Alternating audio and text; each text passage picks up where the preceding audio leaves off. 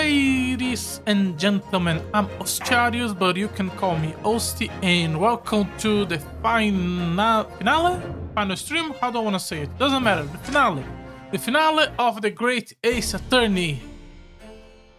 I don't know how much story is left in the game. I generally don't think there is that much because I generally don't think there is that much more to talk about. And I decided to not stream yesterday because if I did, we would play the usual 3 hours, and I don't know if 3 hours is going to be enough for us to finish the game. I don't know how much that is left, but I also want to have some time after we are done to think about the game. And I feel like 3 hours was going to be a bit too close to... I'm assuming there's like 2 to 3 hours left. But today I can stream much earlier. It's currently 4 hours before... Sorry, just doing some math. 4 hours before our usual start time. So we can stream as long as necessary to finish it. So that's why I decided to skip yesterday. So what do we have? We are talking to... Yeah, the 2 men were in line just waiting with Mr. Sholmes for their time, and now we are going to continue cross-examine everyone possible. There is just a gigantic line outside created by Sherlock, ending with the fucking dog who is somehow still alive. And now we are going to talk about the prison escape. Yeah. Sorry. No.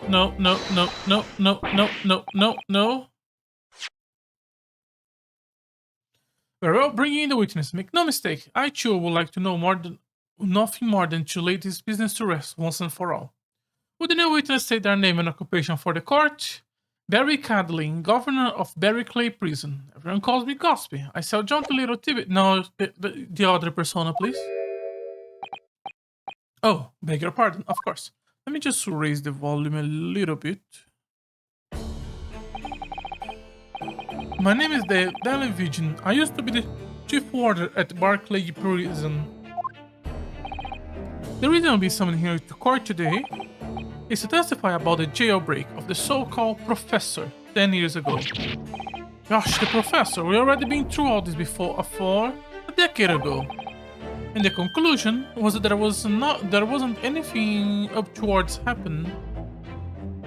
There wasn't anything untoward happen. A convicted escaped from your prison, Governor. Hardly what you call nothing untoward. Well, the convict death certificate was somehow falsified after he was allegedly executed, and he escaped the prison inside his own coffin. A plan of that complexity could never have been carried out without the help of somebody of influence inside the prison. Governor Cady, don't imagine that the passage of time will afford you any protection. If it turned out you were involved in the plot to break Mr. Asogi out of the prison, then of course, the consequences will be very serious. In all likelihood, a capital punishment. Okay, so you're just telling him, hey, lie as much as possible. Telling the truth will not help you in any way. Alright, hold on there, laddie. All I did was... Witness, Governor Cady. Oh yeah, you're here. Shit. You have a critical role to play in the public safety of our country. A great responsibility to shoulder. The significance of your testimony in court cannot be understated. Therefore, think very careful before you speak. And Prosecutor Asogi, if you threaten the witness again, you'll be held in contempt of court. My apologies, my lord. There is no disputing the fact that an intricate jailbreak plot was enacted 10 years ago. Let me see how much I remember. Okay, so he made a deal with Strongheart. Cadin was in the deal, as was Dr. Sid. She was the one who falsified. He stole some papers before dying. They couldn't find the papers. He was to put in the coffin, send it out. Cadding was to put the blame on Devin. And then, after he got out of the coffin, he was to be free, but then Strongheart was there with a gun to kill him. Okay. There is no... Sorry, just trying to remember everything. There is no disputing the fact that an intricate jailbreak plot was enacted 10 years ago. Clearly, you're both involved in some way. So you will testify before the court now and explain exactly what took place. Very well, let the witness give their formal testimony.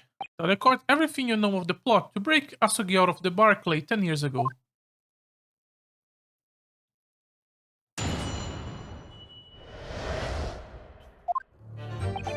It was the day that the Japanese jock was found guilty. The directive came from the prosecutor office. I assigned the convict to the chief warder Vision here and put the plan into action behind the scenes. Okay, so you are admitting it. I was responsible for Asogi right up until the night of his execution, but I knew nothing of any plot. I didn't know if there were some negotiations between the convict and the prosecutor office. All I did was carry out my duty for Her Majesty Great British Empire. A directive from prosecutor office. Are you saying that was the jailbreak plot? That's right. Okay, capital punishment. Who sent it? Who authorized that plan? I don't know. I didn't know that. You're saying you don't know. Listen, there wasn't a thing about the professor case that was unusual. There wasn't a thing about the professor case that wasn't unusual in some way. I didn't ask any questions, I just did what I was told to do. More than that, I couldn't tell you. See. But if the jailbreak plan originated from the prosecutor office, then one thing is very clear. I suspect there were clandestine dealings going on between Mr. Asogi and that office. The jailbreak was promised in exchange for Mr. Asogi admitting to crimes he didn't commit. Yeah, the protected Clint. Who killed people with a fucking dog! I can just imagine Sholmes outside the courtroom trying to hold the fucking dog who is like a 20 years old dog at this point. That, counsel, is nothing more than speculation on your part. I mean, the witness just stated. So let me ask the defense. Oh, yes, my lord? I fail to see how this witness have any more pertinent information here. Do you intend to assert your right to a cross-examination? Yes. Absolutely, I have no intention of squandering a single opportunity, my lord. You motherfucker. Very well. Proceed, counsel.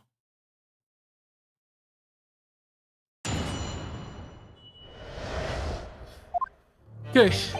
As always, let's just press everything and see what happens. And you say you don't know what actually is... Sorry, you don't know who actually issued the directive. Ah, that's right. All I can be sure of is that it was official. But it was from the prosecutor office. That narrows down who could have issued it straight away. And it wasn't me.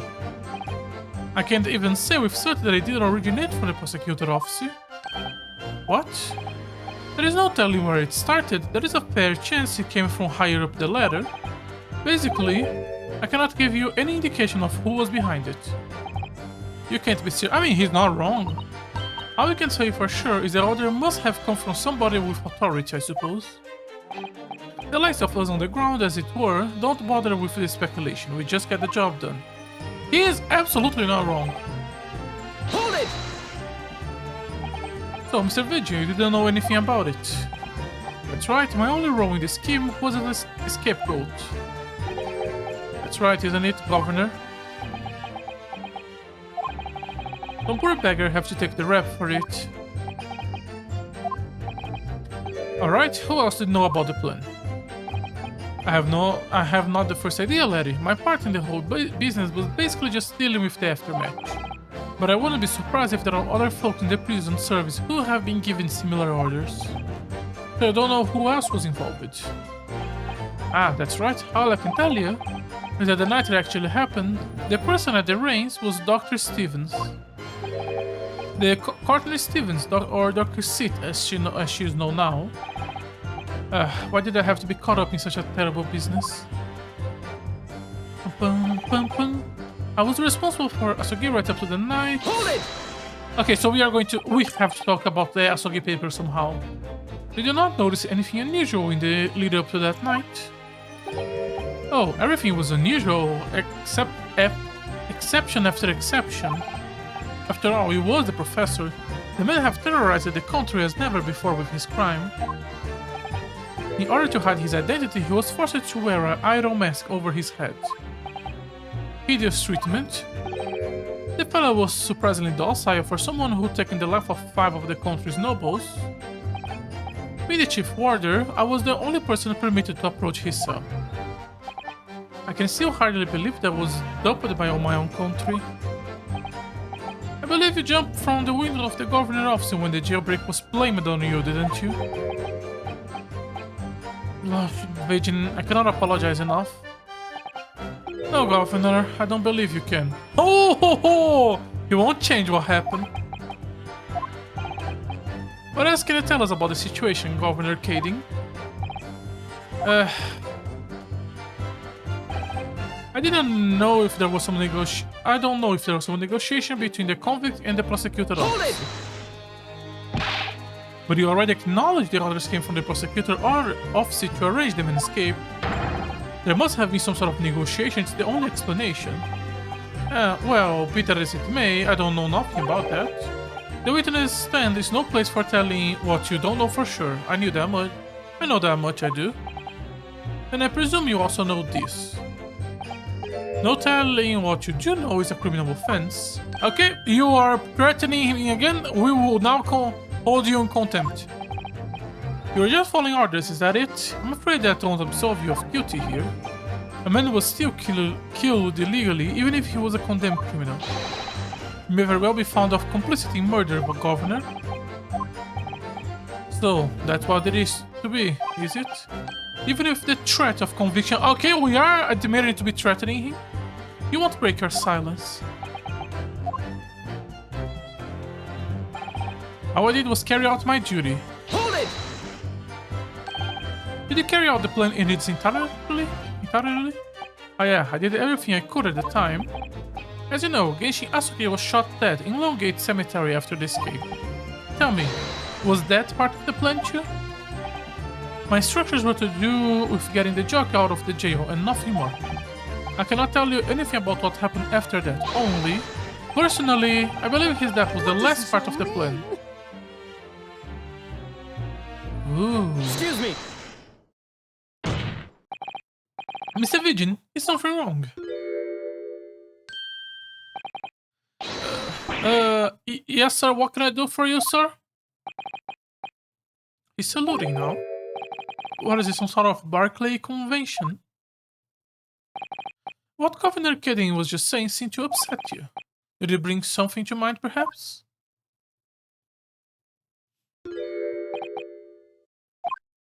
For the last 10 years, I have completely blotted out the memory of that time from my mind. I was betraying my superiors in the name of my country. Just as my father was betrayed, it seems. But you see, thinking back now, I really can't imagine that the shooting of Mr. Asogi in the cemetery was ever part of the plan. What makes you think that? Well, it doesn't make sense, because, like, what's the fucking point of doing that? To make the man admit to crimes he didn't commit with the promise of a jailbreak only to kill him in the end? That's treachery of the worst kind. But the point is, if the intention was always to betray him, why would there be any need for all the chicaneries of an escape? Chicaneries. Yes, that's quite true. If whoever negotiated with Asogi never intended to keep his or her end of the bargain, it would have been far simpler to let the man be executed in prison, as dictated by his sentence. Yeah, that's one part that I don't understand why Strongheart wanted to shoot him in the cemetery. It all happened in that vast chamber of secrets that is Barclay, behind the high prison wall. I suppose nobody knows what really went into the execution room now.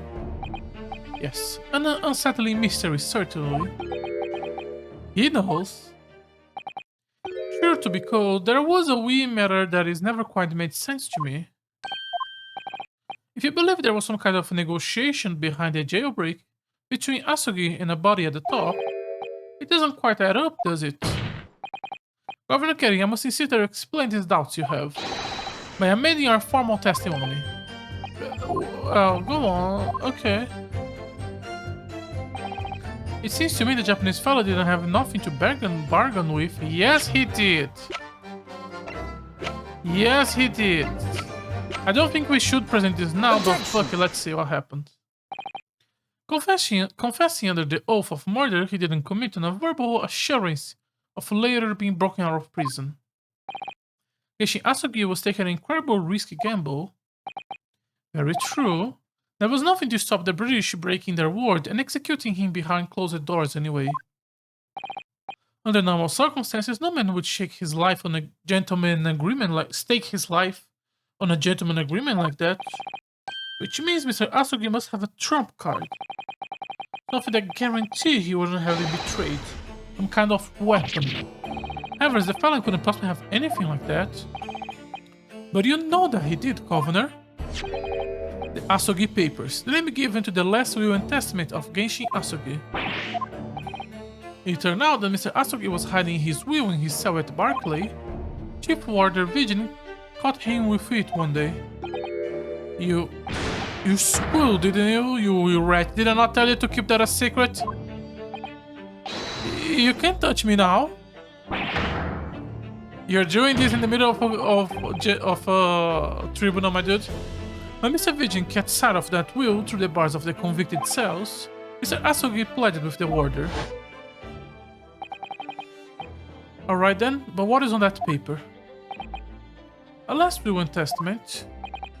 This will is the only weapon I have left now. A weapon. And after the convict has been killed following the elaborate pretense of the jailbreak, the document mysteriously disappeared, didn't it? Well, yeah, all the prison warder searched through the belongings in his cell, but that will was just nowhere to be found. As I understand, an exhaustive search was made for the document, which became known as the Asugi Papers. Governor Kading, I believe you ordered our prison staff to find it at all costs, didn't you? Would they be right in saying that you knew that the so-called Asugi Papers have the potential to make great waves somehow? What the blazes are you blittering about? The will was found right and proper in the fellow's cell where I said it would be. How can that be wearing that in his cell? We all searched the place from top to bottom. You are so weak, my dude. You didn't do a proper job, you pilly-wally galoot. You can't criticize me now. I show you to you for deny, you lawyer. Yes, you did. I have the document here. It's written in Japanese and reads, The Last Will and Testament of Genshin Asugi. Which means everything it is as it should be. Not quite, my lord, you see. There is an undeniable inconsistency here. What? What inconsistency? Kazuma, come on, you are smarter than that. Mr. Asugi described this document as the only weapon we have left. And yet, this will contain nothing of significance at all, nothing that would be given the convict any leverage. Are you suggesting, my learned friend, that the last will and testament stored at Barclay prison all these years is actually a fake? As has been clearly demonstrated already, what went on Barclay prison was far above board. Deny. The last will vilificated by the defense was affronted to the entire British legal system. This absurd notion of a weapon is something for which we have only the former chief warder words. The man could easily be lying, or at the very least, is sorely mistaken. What? No. I definitely heard him say that. That, I swear. Clearly we need to get to the bottom of this. We need to know exactly what happened with the so-called Asugi Papers. No, we don't. Shut the fuck up. If the will was fake, where is the real document? Mr. Vigin was stabbed in the back by the judiciary 10 years ago. He lost everything, very nearly his own life. And now you're gonna do it again. You're ready to brand him a liar and turn your back on him without even letting him defend himself? It's clear that Blackwell Prison is hiding something. Clearly the jailbreak was masterminded by someone in the prosecution office. Why is the owner of the prosecution office trying to hide this? What did you say? Fight forever. Fight forever. It seems the vocal few here are utterly blind to the truth. Very well, let the witness testify again. Okay, so when you assume that he have the papers will not be in his jail because, sorry, in his cell, because why would he keep it there? So you assume he would keep on himself, so you kill him on the cemetery so you could grab the papers out of his body. Very well then, let the witness testify again. Tell the court precisely what you think you saw of the convict last will and testament. Yes, sir, my lord. You bastard. I love the cell ping. As the warden responsible for condemned convicts, sorry. As the warder responsible for condemned convicts, I attempted Mr. Asogi and kept watch over his cell. The night after he was found guilty in court, he was doing something with that will in his cell. We turned the cell inside out looking for it after the execution, but to no avail. I only found about the Asogi papers when a directive came telling me to impound them. The document was in the folds of the fellow roll that was left in his cell. A kimono, I think it's called. In his kimono, that's a lie. We searched every inch of the man's cell. We looked through all his clothes. It cannot be true. Were you not satisfied with calling him a liar once and you wet finger? I don't know what that means. There's nothing you can do about it now. You don't have any hold over me now more. Other than the hold you like to take on my cravat. Of course, is that what you're going to do, is it? Oh, I love how they're just shamefully reusing the animation. Are you gonna give me a good shake again? Or are you scared?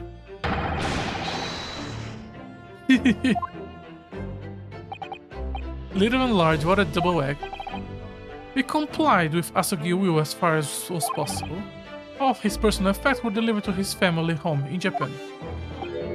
As a courtesy to the homeland of the most notorious killer our country has ever seen. And we were very much obliged. I can confirm that all my father's belongings arrived safely. Yeah, and you cannot deny the hymn written is that of your old man, yeah? Yes, there is no mistaking that it's my father's brushwork. Really? And this last will and testament was the man's last weapon, was it? I think we can safely assume that the convict was merely prating, knowing that his end was night. So, counts for the defense, your cross-examination, please. Yes, my lord. Okay. He could not have written that in the cell. I think it was something we talked about. Because he didn't have access to pen and paper. Okay, let me see. This is irrelevant at this point. This is irrelevant. Okay. Chief Warder, Daily Vigil, Post, Majesty Code for all rights and fun, blah blah blah. Aiding about the escape. Details of the escape have been investigated. Governor. Jailbreak was conceived prior to the convict incarceration. It's believed that the convict engaged in some sort of negotiation with the prison staff. Full disclosure of information regarding negotiations were demanded. Okay, so there is no actual good information here. Okay. Nothing here, nothing here. No, irrelevant. No, no, no. This is Greg, and so no. No, no, no. This is the big thing we have to talk. Irrelevant, irrelevant. Clint is probably... Red Scarlet, this is maybe important, but not right now, I think. Irrelevant, irrelevant, irrelevant, irrelevant, irrelevant. A ring below the clause. Okay, I don't think this is going to be necessary. Last will and testament. disappeared after the convict execution. Apparently, Mr. Asogi discovered as the only weapon he have left. Our material possession and wealth belong to me in London to be delivered to my son. With deep sadness, I have my faith in this foreign land. Knowledge I will never see my homeland if I again. I regret nothing about my chosen path. Okay. We only have like 2 or 3 actual evidences. Okay, let's start pressing everything. Order responsible and attending people over here. Okay. So, would that mean that you conversed with Mr. Asogi? Sorry, conversed. Yes, certainly. Though there was precious little time before his execution was due. He was remarkably calm, considering his days were very much numbered. You know, honestly, he really didn't strike one as a man capable of mass murder. Yet he confessed in full to his crimes. I know, that's why I felt compelled to ask him one day, and I can still recall his reply. I'm guilty of the unforgivable crime of ending another human's life. Yeah, you only killed Clint. But he was so tranquil and intelligent. It put me in mind of an Easter holy man. And what about the will you say you saw with him? What can you tell us about that? It was the beginning of all the drama. I remember it very well. Yes. Hold it! And he pledged with you not to report him, didn't he? Yes, that's right. And like the ballpot you are, you didn't tell me. Blunt branch of trust that was. I could see that the man have a noble spirit. I found myself wanting to treat him accordingly. But according to what you told us 2 days ago, the convict have been strictly forbidden from having any written materials whatsoever. Yes, you're quite right. So when exactly was the will penned? That was before the man was remanded in Barclay, obviously. Yes, at the prosecutor's office under supervision of the relevant authorities. I personally instructed Asogi to make a will for the benefit of his family in his homeland. In that case, why was it found in his cell? What do you mean by that? Well, if it was penned at the prosecutor's office, you would have expected it would remain there for safekeeping, surely. It's curious. There doesn't seem to be any obvious explanation for why it was subsequently found in the convict cell. Well, the defense makes an astute point. Well, Governor? A prison governor cannot be expected to know the inner workings of the prosecutor's office. Okay, Judge. In that case, Lord Strongheart, perhaps you can shed some light on the matter? Nope, I'm unable to offer an explanation here and now. I would have to consult with the notary responsible for the will at the time. Bullshit! The fact that my father's will was discovered in his cell is clearly inconsistent with what was expected. I want to know why. Another inexplicable mystery then. Well, the thing about that will... We tried the cell inside but never found it. It was the governor who ordered the search for the will, as I understand it, is that right? Yes, and when I reported back then we couldn't find it, he grabbed me the cravat and I cannot have it disappear completely in my face. How did you know there was a will? Well, it's to the governor to keep everyone working as hard as they should. I think the government had a weird taste of his own medicine. The point is, it was clearly considered a very important document. But it proved impossible to find. That's right. And before I knew, it was in the morning papers, the blood-curdling article. The executed mass murderer who risen from their death. You mean... the article based on Mr. Drebber's experience in Longgate Cemetery? Why are you so surprised about that? The day after I read the news, I was summoned to the governor's office. And that's when the awful accusation was made. You aided Genshin Asogi to escape from prison, resulting in his imminent dismissal. Sorry.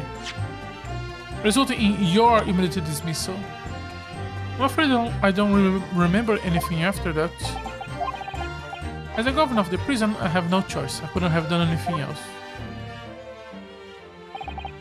I only found about the Asogi paper when the directive came telling me to impound it. Okay, so that's how you knew. Hold it! And that directive came from the same source as the one instructing you about the jailbreak? Yes, from the top levels of the prosecution office. One name was on it. I didn't know before, and I don't know now. All I can tell you is that my orders were to do everything in my powers to find that document. The directives say I have to be somewhere inside the fellow's cell. Document. Was that the wording document, not will? Yeah, that's what I said. Am I clutching at straws here? I just wonder if it was really Asogi's last will when testimony that the sender of the directive was after. Continue for testimony, witness. The document was in the folds of the fellow robe that was left in his cell, a kimono. Hold it! Mr. Asogi's kimono? Yeah, the one he brought with him when he was locked up.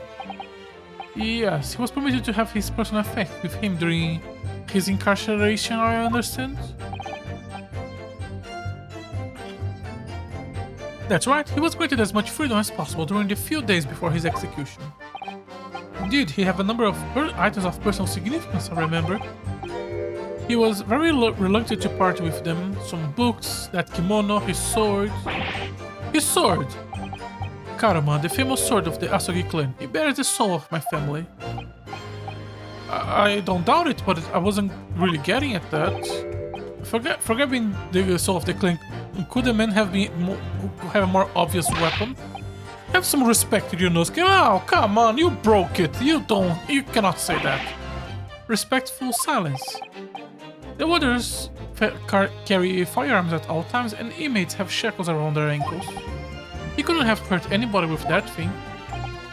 Still, he was allowed a sword, but no writing materials. Yeah, he wrote that will before he came to stay with us at Barclay, you see. Dr. Mikotomo was asked to bring the necessary Japanese writing implements to the prosecutor office. To the inkstone, black sumi ink, and some punching rice paper, no doubt. I was present when he wrote it. I'm sorry to say, the letter just looked like a squirming mess of jet black earthworms to me. And he's gonna say, no, it didn't look like that, it looks different. Are you feeling faint, Mr. Vision? The Vision? Sir, it was scarlet, sir. Yep, it was red. And that's how we are gonna connect it to this. Scarlet ink stains found on the little finger of the writing. Oh! So the papers was written by Clint. Okay, that's interesting. What? Oh, I'm terrible sorry. I didn't mean to blur it out like that.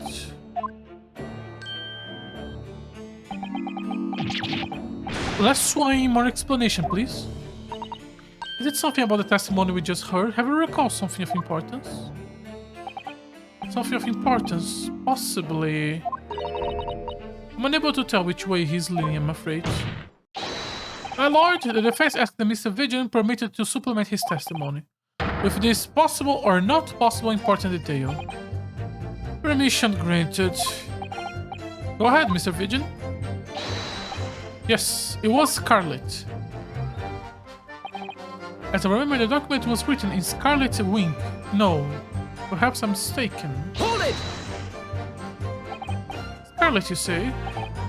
Well, yeah, I mean, I only caught a slight of it for a brief moment, of course. But even by the dim light of the cell, I remember thinking there was unusual color. At the very least, I'm quite sure it wasn't black. You know. Is that really what you saw? Sir? Is something wrong, Lord Strongheart? I apologize. Continue. What do you make of that? Our Lord Strongheart with his own shaken. Then, however, you can plainly see the written here. It's black as the ears of Hell's waistcoat. Well, yeah, you are right. David, I'd like to confirm one point with you. Do you actually see the contents of the document that Mr. Asogi was holding that night? Well, no, I mean, there was no time. As soon as he noticed, he hid it behind his back. It was definitely a will, was it? Yes, it was. That's what Mr. Asogi told me. The court needn't waste no further time on this matter. We have the will in question, there is nothing more to it. We have an inkling, you must present to the court at once. Okay. Let's keep the hint, because we know... Now, do you want me to present the papers to say this was not it? Or the autopsy to make the connection with the red ink? Okay. The scarlet coloring written is what you said you thought you saw, Mr. Vision. And I believe that's exactly what you did see. What? Heavens again, you have no evidence to say that. Have a look at this report. That is, my brother's autopsy report. Yes, there is something here that bothered me since I first read it. It states that scarlet colored ink stains were noted on the finger of the victim's right hand. Yeah, so it does. Scarlet ink.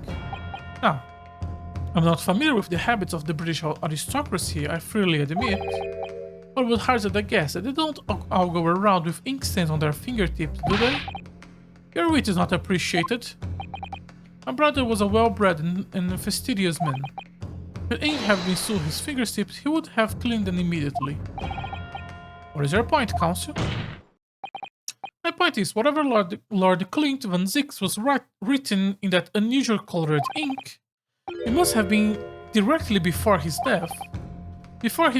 Because he died before he had the opportunity to clean his hands.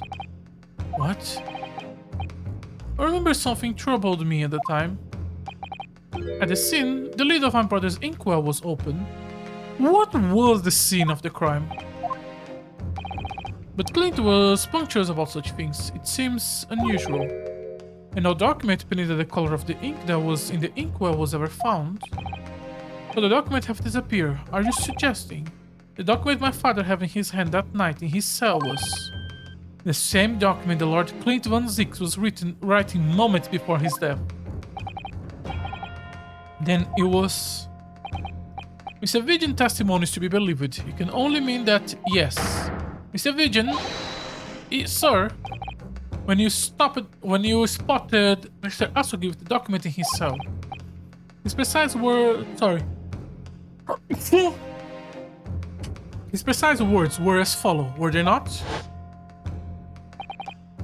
Alright, what's on that page? Okay, we don't need to see this again. Unless we went testament. If the conversation really did go as Miss Vision says, then what we know completely changed. Then what we now know completely changed the meaning of what Mr. Asogi said. You really think? Mr. Vision did indeed see the convict with a will, but it wasn't that of Genshin Asogi. It was the last will and testament of Lord Clint van Zix. No. What? And where is that will? Objection! This is madness. My brother's last will and testament. That would mean that he have chosen to die. That is what it would mean, yes. No, impossible. That is utterly out of question. Lord van Zix. Clint was pursuing the professor. It consumed him day and night. Whatever happened, he would never have abandoned his investigation before its conclusion. Never. He wouldn't rest until the job was done, until the killer was caught. The idea that he willingly accept his own death is obscene. Objection! And yet, we can be sure that he was writing his will moments before his death. That Genshin Asogi came to be in possession of that document. So, what could the will possibly have contained? Clearly something that couldn't have been made public under any circumstances whatsoever. Because armed with that document, my father was able to negotiate with the judiciary for his life. It was something so damning that it prompted the powers that be to enact that daring jailbreak plot. Yes, there can be no question that the will contain information of utmost secrecy. Information of utmost secrecy. No, it couldn't be. Okay. This goes against the idea that I was having, so... Was Clinton not the professor, was just Strongheart? I heard more than enough. Pursuing this nation of a phantom will nobody can attest to having seen serves absolutely no purpose. Objection! No, my lord, that is unacceptable. What did you say, Counsel? The last will and testament that Genshin Asuge have in his possession was that of Lord Clint Von Zix. All the testimony and evidence presented to the court has logically led us to that as a possibility. We have a duty to pursue the line of reasoning to its conclusion. With no possible means of knowing the content of the document, there is no line of reasoning to pursue. And Sholmes will kick the door and show up the fucking document in hand.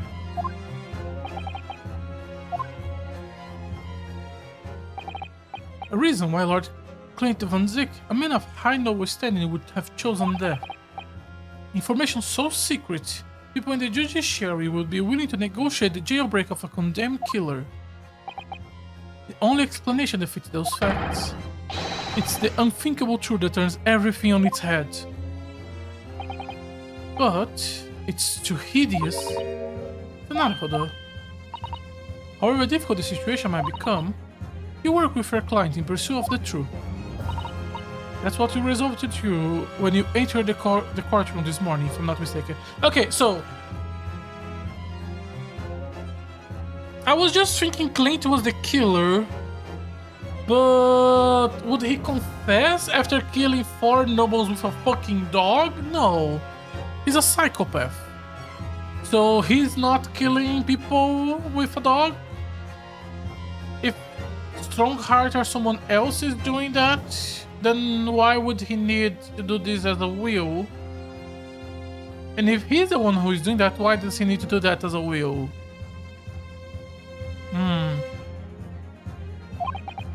Miss Susato, so hold your head high and keep soldering on. Yes, you're right. 10 years ago, in his final moments, Lord Clint Von Zix left behind a will. A will that Genshin Asuge was able to use as a weapon to negotiate his escape from prison. In all probability, the details in the will were related to the Professor case. The defense's last statement is conjecture. What are you getting at? Yonosuke? As soon as these words come out of my mouth, there is no going back. I believe the last will and testament of Lord Clint Von Zix was in fact... I don't think it's a... we just went through this. I do think it's a confession. But would someone... It's either an accusation against Strongheart saying Strongheart is the professor, or a confession that he is the professor and he killed 4 nobles with a fucking dog. Let's go with confession. Because that's the logic I was going up to this point. You can do this, Mr. Naruhodo. I believe that what Lord Clint Von Zix actually penned that day was a confession. A confession. Regarding the mass murder known as the Professor and his true identity. Objection! You say my brother killed 4 nobles with a dog. What are you saying? Do you even realize? A confession about the true nature of the Professor. That would mean... Are you gonna have a breakdown? Lord Von Zix, I appreciate that this must be hard to take in. But it's the only explanation that fits. I mean, accusation about Strongheart also kinda. The killer that terrorized London a decade ago and became known as the Professor. The man believed to have murdered 5 members of the aristocracy, now 4. Wasn't Genshin Asuge at all. No, you can't be suggesting. He was in fact the man to have been the 5th victim. Lord Clint Van Zix himself.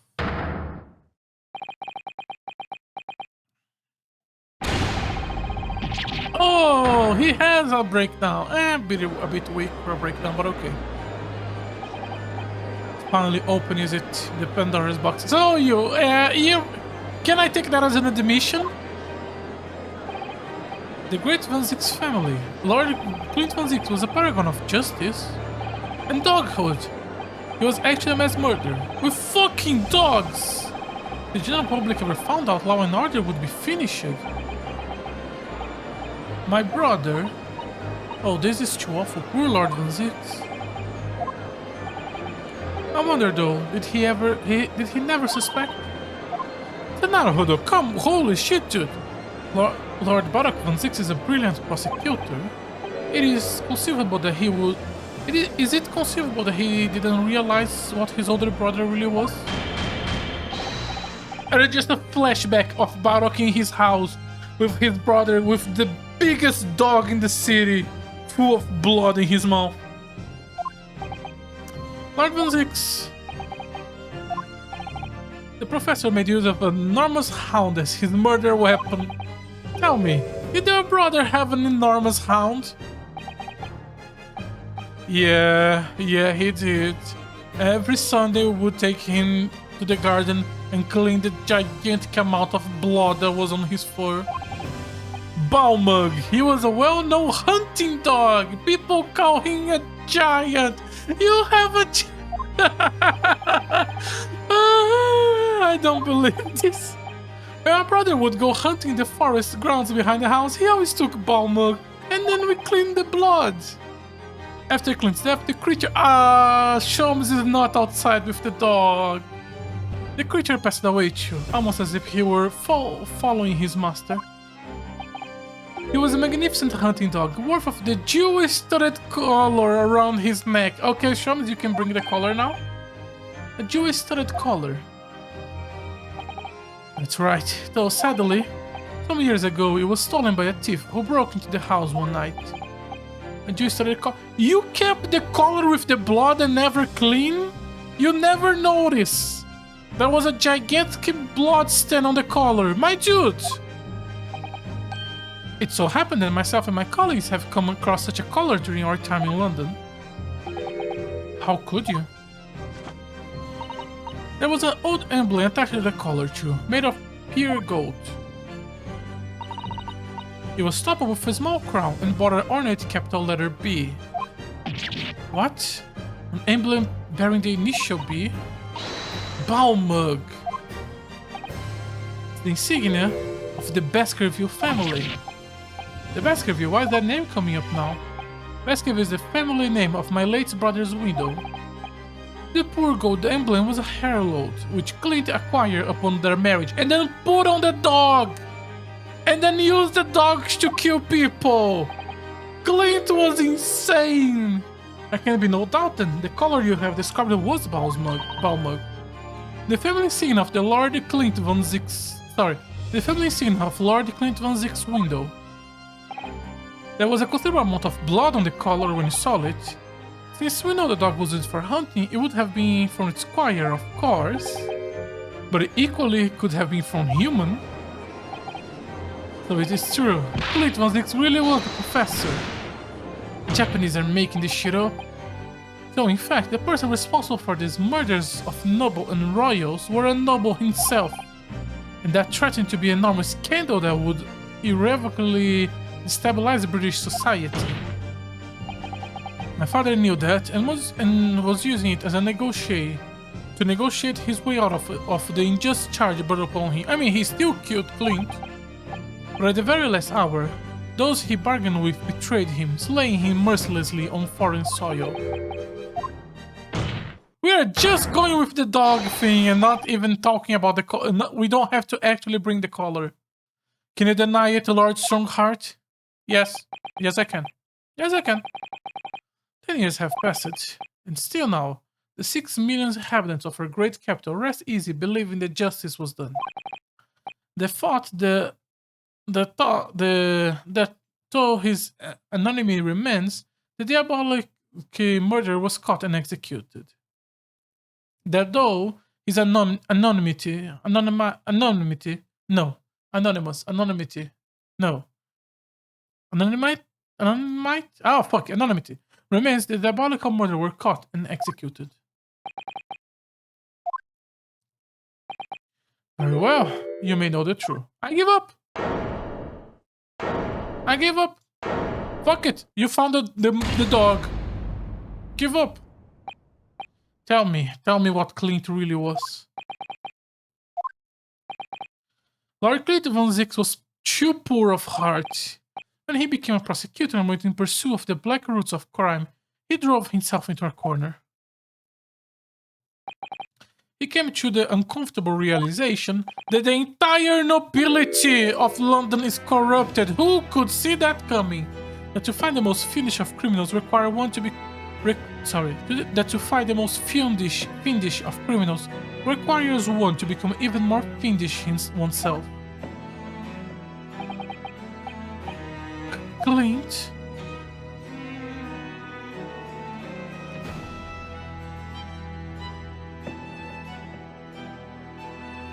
Oh wow, we are closer to the end than I thought. The 19th century was a truly the 19th century was a truly miraculous 100 years for Great Britain, and indeed the whole world, also known as Great Britain. New industry, new technology, and with the birth of the Metropolitan Police Service, new law and order. But these dazzling new developments meant ever deeper shadows were cast on society. I mean, you guys came up with the window tax. You guys were not that smart. Water sold by factories are thick with notions fumed, and crime growing daily to fill the darkness because the government could outlaw this shit, but no fucking way they're paying us money. Lord Clint Van Zix made it his mission to combat that darkness. He became Batman. But as the time went on, slowly ate his soul, until eventually he was consumed. It's ironic, really, and somewhat surprising that the truth has once again been unearthed.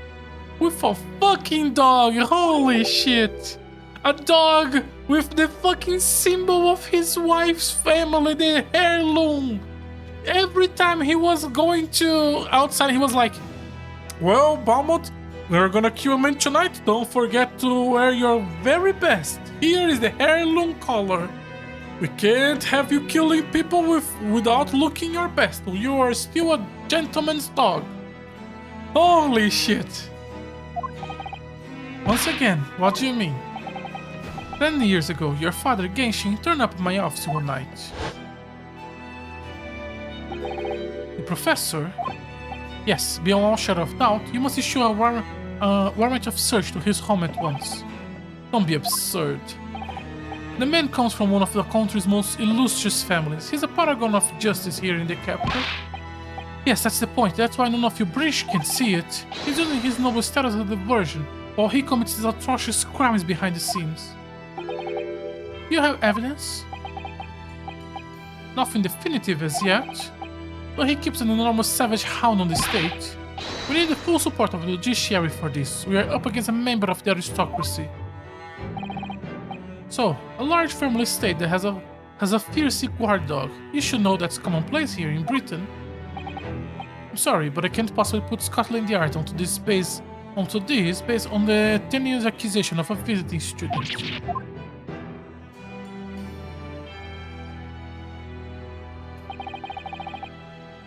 So, I turned down Asugi's plea, and as a result, he took upon himself to visit the Van Zix mansion on his own. You can only imagine now what happened between the two men. Though we know the outcome, of course, Lord Clint Van Zix perished. I don't believe this. So, in actual fact, Kazuma's father did. He made the late Lord Van Zix met the same fate. He put a permanent end to the professor's killing. Who was the aristocracy he was killing? Was he killing people because they were corrupted? Because that's the theme of this entire game, right? Aside from Soseki killing Gregson, every kill was like, this person is evil, I must kill him. I think the dramatic measure of ending the perpetrator life. As soon as I hurried to the mansion. When I arrived, it was easy to grasp what had happened. And what about the will? Asagi must have already taken it. Nothing of that nature was found at the scene. I have no idea of the existence of such a document at the time. Yes, you did. You're still lying.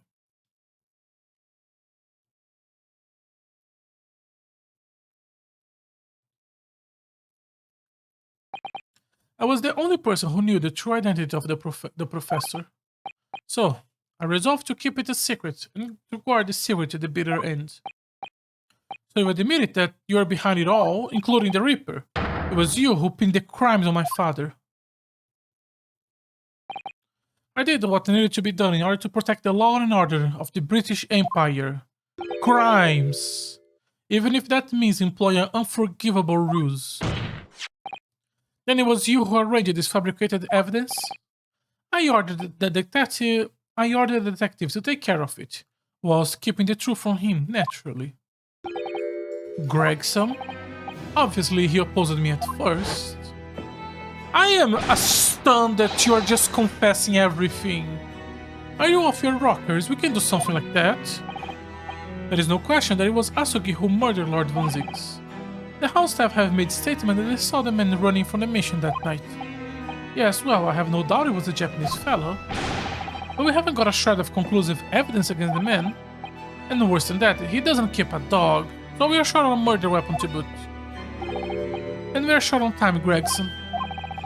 We must put an end to that man's rampage, for the good of the country. So we'll use whatever means necessary. Do I make myself clear, detective? Blimey.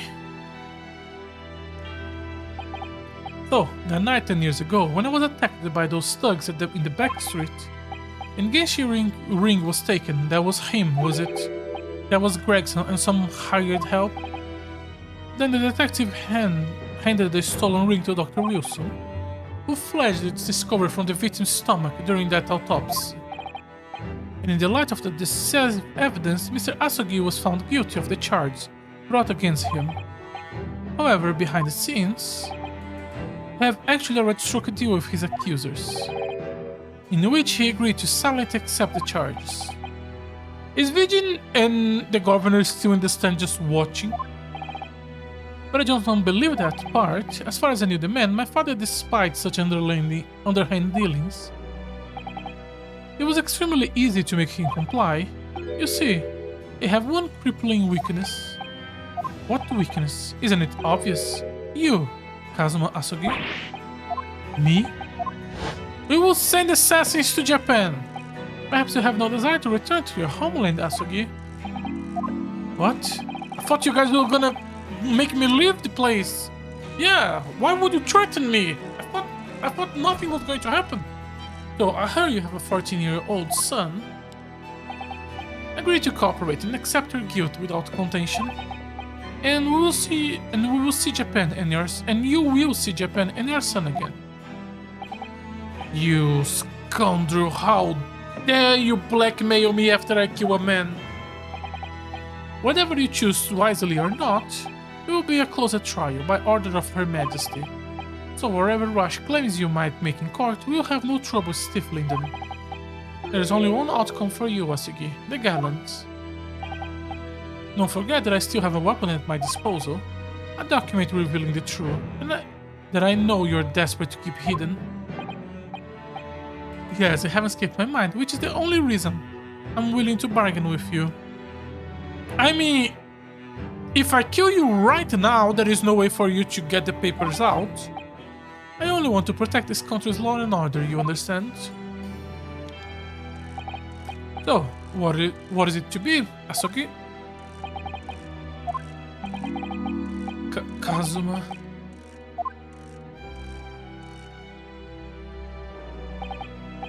He did it for me? And as I told him at the time, my motive was simple to protect Britain from the damage the truth would do. To protect the country's law and order at any cost. Objection! Fuck you! I never dared to let myself even consider that possibility until now. But in the light of all this treachery, I have to ask, the mastermind behind the Reaper of the Bailey, was it you, Lord Mael Strongheart? No, fuck you.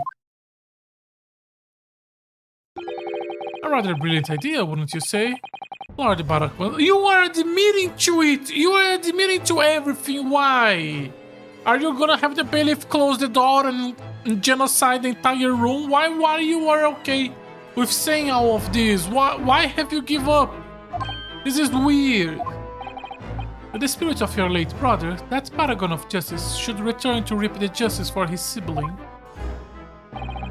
Could there be a more appetizing tale for London's masses, I ask you? What reason? I knew that you played the part to perfection, but your role really wasn't that of some embodiment of death. You were London's guardian angel. An angel with bloody hands? I think not. Those who have cooperated with me already were only too happy to participate in my plan. Inspector Gregson, Dr. Wilson, and minions worked tirelessly to ensure that the finger of the guilty could never come to rest on you. Tirelessly to ensure that the finger of guilty could never come to rest on you. It all thanks to them that you were exalted as the demigod the Reaper become. But Dr. Wilson left Britain 4 years ago when he was invited to work in Japan. That's right. So I have to employ the service of his young protege after that. Dr. Courtney Seat. Dr. Seat. So, what with the execution of the professor and the subsequent reign of the Reaper of the Bailey, I have successfully safeguarded law and order in your mighty capital for the past decade. That is everything. The end. My lords and ladies and gentlemen, I do hereby confess it was I who changed the concept of the Reaper. However, let me say in my defense that it was all to preserve the law and order across the entire empire. Lord Van Zix, an unforgivable collection of crimes, but still, all those who died in the Reaper's reign will rot into the core anyway. It was for good reason, it's fine. There is no one left now who can reveal the precise truth of what happened 10 years ago. Therefore, the trial can go no further. Now, I would like to entertain all those present. Beyond these four walls, nobody needs to know the truth. Even Her Majesty must be protected from this. I trust you appreciate the importance of my request is, of course, for the good of the country. I mean, why would we, the two Japanese who just put our Minister of Foreign Affairs in jail and maybe executed in foreign soil, be okay with keeping this a secret? Can the trial really end now? I have one last question. For the accused, Lord Van Zix. What? Of course I know that you are a highly accomplished prosecutor, so I find hard to believe you didn't have any doubts at all. That you never suspected your older brother. Yes, the same thought occurred to me. Why are we bullying him?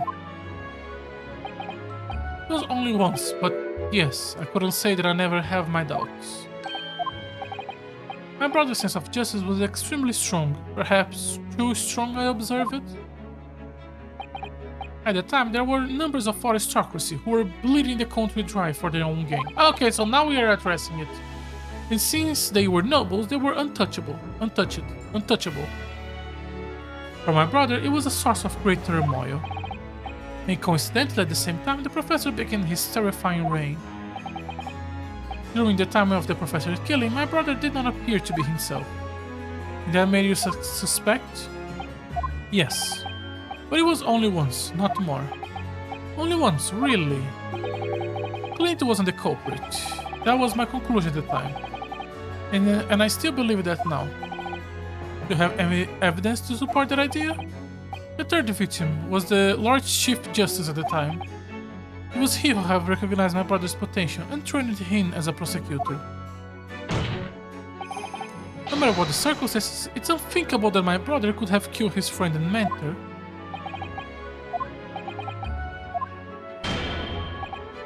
will do. Neither Clint von Zix nor Genshin Asogi still walk this earth. However much we debated this matter now, we cannot hope to reach a conclusion. But we still need to put you in jail and to the gallons.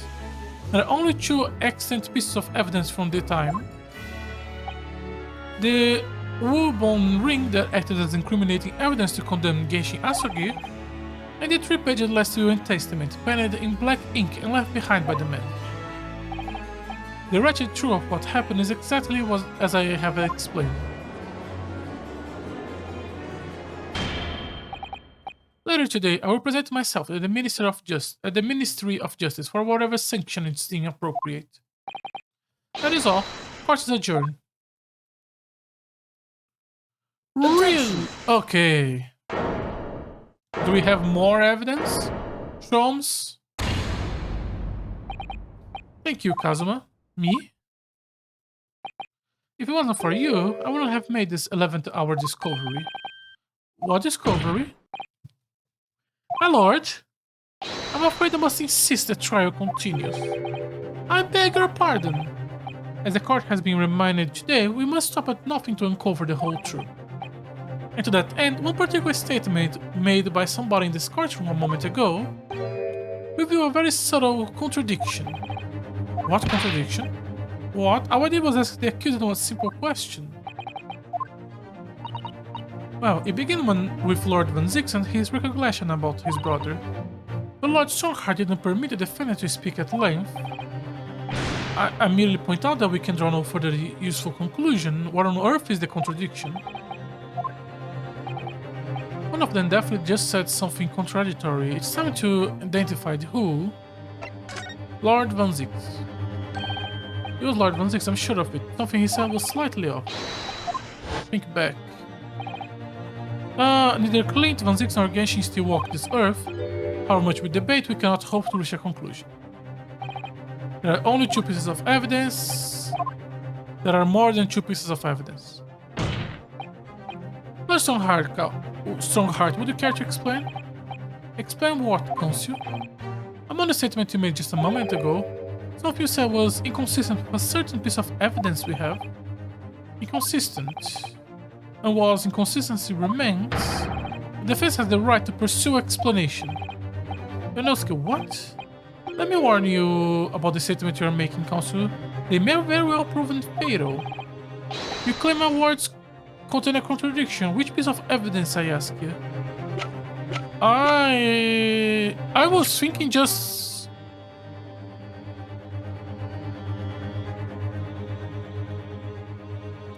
However much we debate this matter, we cannot reach a conclusion. There are only two pieces of evidence from the time the ring and the incriminating evidence condemned and the 3-page last will testament.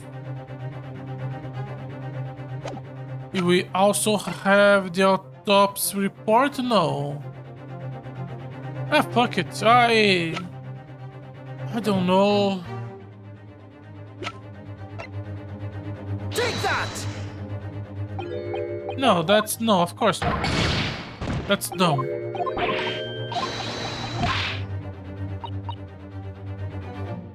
Begin with Lord Van of his brother. Okay, so we can choose. Okay, let me go with Van Zix and let me pay attention. Lord Van Zix, something that he said was Jerry. Come on, Yonosuke. Clint wasn't the culprit, that was my conclusion at the time. The third victim was the Lord Chief Justice at the time. It was he who recognized my brother's potential and trained him as a prosecutor.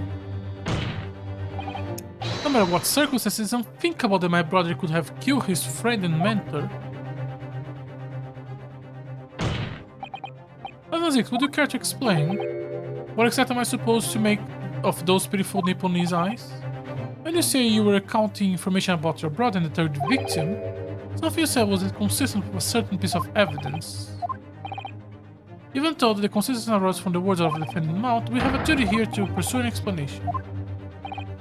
I fail to say the defense involvement. So do I.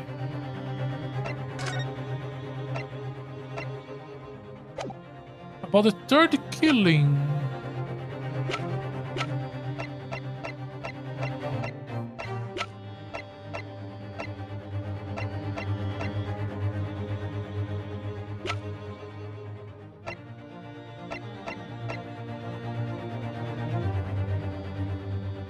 I don't know.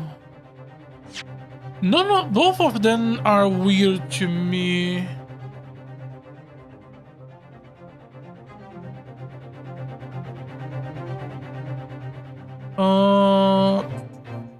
Strongheart.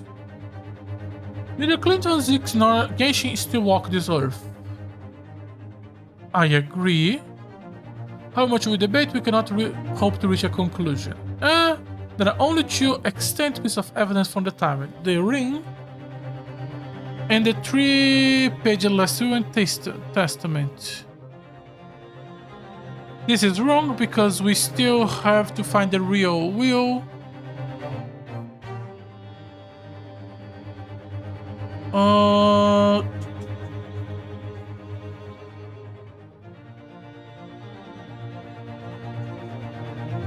Little Jerry. What did he said here? Slightly off. Little Jerry. Clint wasn't the culprit. That was the conclusion I reached. The third victim was the Lord Chief Justice at the time. He was here to have recognized my brother's potential and trained him as a prosecutor. No matter what the circumstances, it's unthinkable that my brother could have killed his friend and mentor. Something Lord Chief Justice.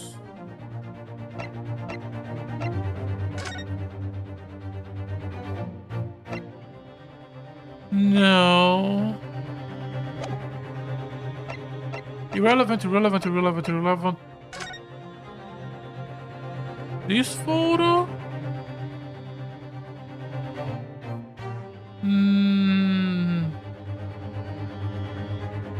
I don't see how. All photographs brought from Inspector Gregson. The person who left is Lord Clint. Irrelevant.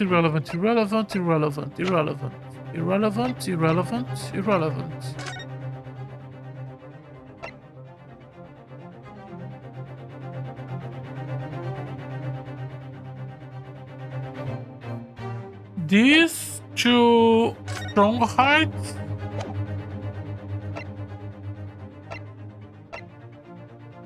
Irrelevant.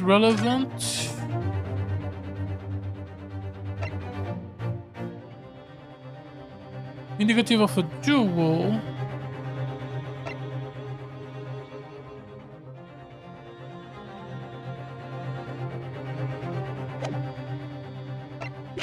Not relevant right now. Not relevant. Not relevant. I don't imagine the ring is going to be relevant again.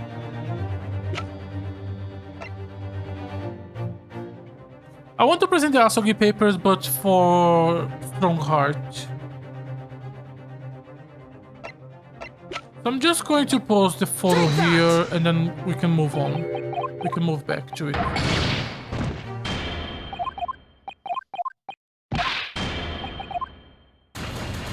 Wait. Did the conversation went back to...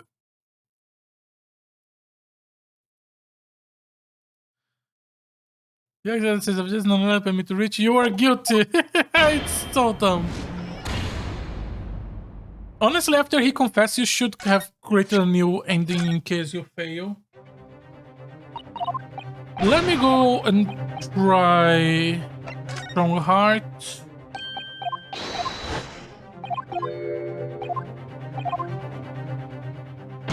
And the paper. I do think it's... Take that! This here is the wheel left behind by Mr. Asogi. The 2-paged wheel. Oh! Oh, I did not notice that he's... Yeah, he did say 3-page. Yeah, he did. What is it? 3-page last wheel. Oh, I did not notice that. I was going in a completely different direction. Yeah, a moment ago, your precise words were 3-page last will in Testament. Could it be that originally there was a 3rd page? For a moment, I thought perhaps you have identified something worthwhile, but it's mere trifle. Trifle. Governor Kading, what can I do for you, sir? You were present when the Japanese man penned his last will and testament? I was there for sure. I remember the black werewolf-like scrolls to this day. Was up, hello. And I'm quite certain, my lord, there was a third page at the time. What? What? Only the first 2 pages were the actual will, though. If I remember correctly, the third was a message to his lad back in Japan. For legal purposes, we required only his will. And we wouldn't have wanted any uncomfortable words about Britain to get back to Japan. So I decided this third page, I'll not be sent. How dare you make the decision? I have a right to know what it says, to hear my father's final words to me. The courtroom is no place for sentiment, Counsel. As it happens, I have the third page here. My father's message. I'll be given to you at the end of these proceedings. It will be too late once the trial is over. We need to know what it says. Even the lightest thing may give a vital clue. My lord, the defense calls for Genshin Yasuge's last words to his son to be read out loud before the court now. Deny. Objection! The prosecution agrees the court should know the contents of that message. Every possible piece of evidence must be thoroughly examined. Very well, Governor Kading. You will read the third page of the document. But it's in Japanese. I cannot read this language. It's beautiful handwritten. Shame on you, Barry. Hey, Mikotoba. If I could be assistance, I'll be happy to translate the words into English for the court. Still here, Mikotoba? Naturally. I consider myself a member of the judiciary, but a lowly one. Perhaps I should quietly withdraw after I have translated the Genshin's message. Your cooperation is much appreciated. Do you know what's written, Strongheart, since you can't read Japanese? Can you read Japanese? I guess you have enough connections with Japan to be able to. Kazuma, the truth is shrouded in darkness. A darkness only our clan's great sword can pierce. How literal are you saying this? Mighty Karuma, twist the head and watch them fall. How thy mortals fall. Okay, so are we going to have to open this somehow?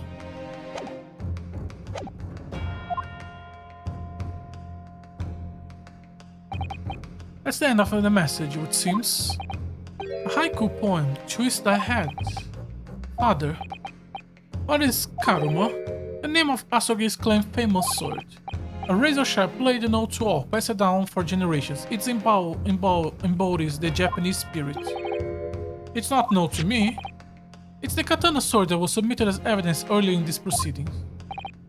The one warned by the prosecution counsel when he confronted Inspector Gregson. Okay. Is that enough passing by that I can now examine the sword and find something new? Yes, it is. Mighty Karma, twist the head. Hurts my neck, that's the trouble. If I make a suggestion, perhaps it doesn't mean your head? I studied history and development of a katana a long time ago, and I'm sure you're probably aware the sword head is a part of the end of the hill. It's written in Japanese, but it's pronounced as Kashira. Kashira. So, Mr. Asugi's sword really means twist the button of the heel? Okay, this is probably some sort of Japanese kanji wordplay or something in the original. You don't think? Yep. Look what is inside. Is that a tiny wood sheet of parchment? And here we go, scarlet ink. I penned this, my last will and testimony, in the final moments before my inevitable and unwilling death. This... Naruhodo, the signature. Clint 16, and the date is 10 years ago on that faithful knife. So for 10 years, it has been silently concealed inside Karuma, and nobody knew. The last will and testament of Lord Clint Van Zix. Wait, oh my god, look at this. This is unbelievable. Yeah, let's take a look at this. And inside a trump card left behind. Why can I not examine this? Game, come on! Game! Come on! All the procrastinations are beginning to try my patience. Adjournment of this court is long overdue. As the presiding judge, I have been accommodating as possible of the will of the courtroom. However, despite all that, no information have come to light. Pursuit of Justice, Lord Clint Van Zyck's tragically lost has... In Pursuit of Justice, Lord Clint Van Zyck tragically lost all sense of morality. When he murdered his former mentor, clearly he was already devoid of his normal faculties. Objection! How dare you? I refuse to believe that of my brother. Everyone is used to killing people with dogs. It's the honorable way of murdering aristocracy. Too much time has passed. We cannot ever hope to know more than we do now. Especially since all the allegedly will that he pinned in his final moments appear to have been lost forever. Lord Strongheart, you appear to be in something of a hurry to wrap things up. I wonder why. Shut the fuck up, Mikotoba! We have heard you state time and time again during these proceedings that everything you did was in the interest of protecting British law and order. And I stand by that. Without the Reaper, we could never have achieved the reduction in crime the capital has seen. What about Inspector Gregson then? And Dr. Wilson. They were no criminals, use them to achieve your ends, and then you have them killed. However you dress up, there was nothing fair or just about that. Details. Lord Strongheart? What exactly is it that you're hiding? Mikotoba, shut the fuck up. In this courtroom, no argument carries weight unless it's supported by evidence. And it would seem the defense has no more evidence to present. Yes, we do. In which case, I hereby order all the scores from these proceedings to be struck from the records.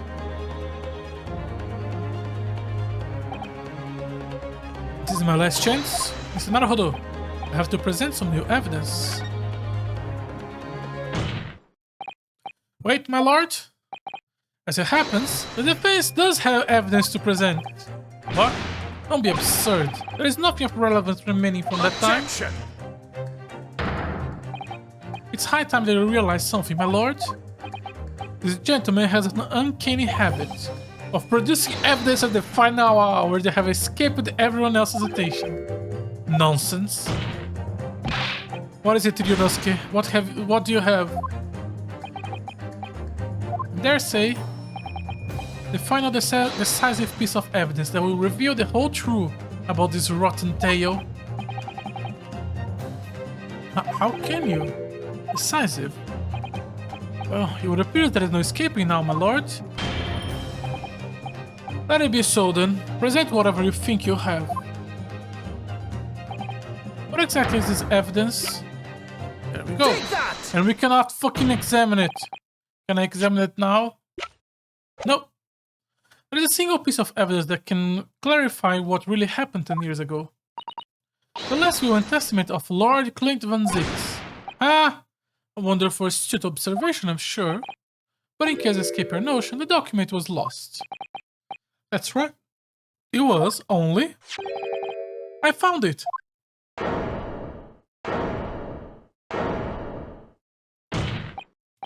Impossible! That can't be! Everything that happened comes back to this will. This document is the key that will unlock the entire mystery. Okay, so he is the one who killed people with the dog. It has to be. It has to be. My brother's last will and testament. Where did you find that? It was rolled up inside this. Inside Karuma. The ultimate weapon Genshin Asugi obtained his long undisturbed. Sorry. The ultimate weapon Genshin Asugi obtained has laid undisturbed in the hill of the sword all these years. Just waiting for the right time to emerge and reveal the truth. The signature and seal looks certainly official. My god, it's true. It's my brother's handwriting, there can be no mistaken.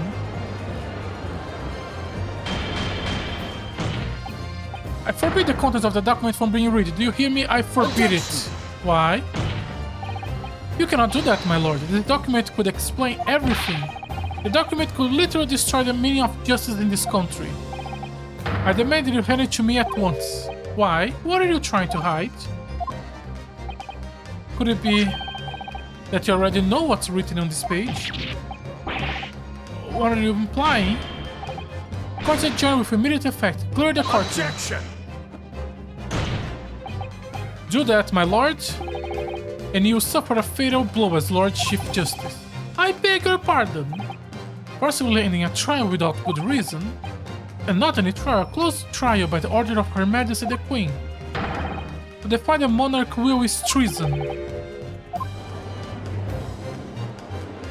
The gallery is just enjoying it. Exactly the young Japanese man said. Read it out loud now. We have the right to hear it. A right and a duty. Well, my lord, it appears as though proceedings aren't going to go quite as you have hoped. You fools. Go ahead, Yunosuke, read it. The prosecution gives it full support. Very well then. No, for God's sake. No. It's a bit weak. I penned this, my last will and testament, in the final moments before my inevitable and willing death. The hour is 11 p.m., and I sit at my writing desk in my office. My good friend Asugi stands at my shoulder. He has expressed his intent to invoke the dying ritual of the duel, that I may depart this world with honor. Honor of which I'm thoroughly undeserving. The Japanese are truly merciful people. I, Clint von Zix, Lord of the Manor of the Von Zix estate, hereby confess the following. I am the killer who has come to be known in society as the Professor, guilty of 4 counts of murder with my dog. I will not hereby discourse the corruption rife among the aristocracy, which is to me, as one of them, so apparent. However, 6 months ago, I took the life of a member of the House of the Lords at the heart of the depravity. A demon who habitually sacrificed common men to further his own interests, abusing his position of power. The law is impounded against such vile avarice. Only a fellow demon can rid society of this menace. The demon was my quarry, upon who I unwillingly set my great hound. But though I'm a hunter of some experience, I'm a poor fellow, it seems. My guilty was at once recognized by another, and I became subject to his extortion. He held over me the threat of exposing my wicked crimes to my beloved wife and brother. Under that threat, I have done this man's bidding for months now, killing those he demands I kill. As I watch my former mentor perish before my eyes at the jaws of the hound I command, I realize that I have lost the last shred of decency within me and sunk to the level of a wild beast. There is no path back to the light, be it I or my dear friend Asugi, who dies this night. I am eternally damned. Be it I or my dear friend who dies this night, I am eternally damned. To my extortioner, my strong heart, may you feel the jaws of the beast at your throat every time you swallow. So Mael learned everything and used him to kill a bunch of random people that was not part of the Professor. So now we know, yes, Clint von Zix was a murderer. But someone was directing him and naming his victims.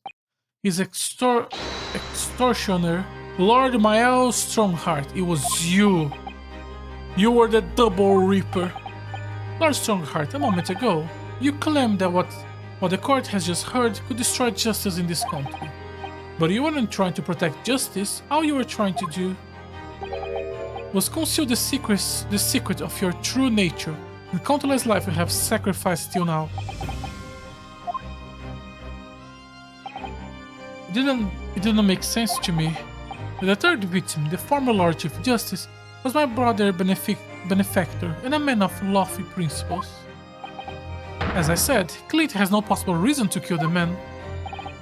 But you did, didn't you, Lord Strongheart?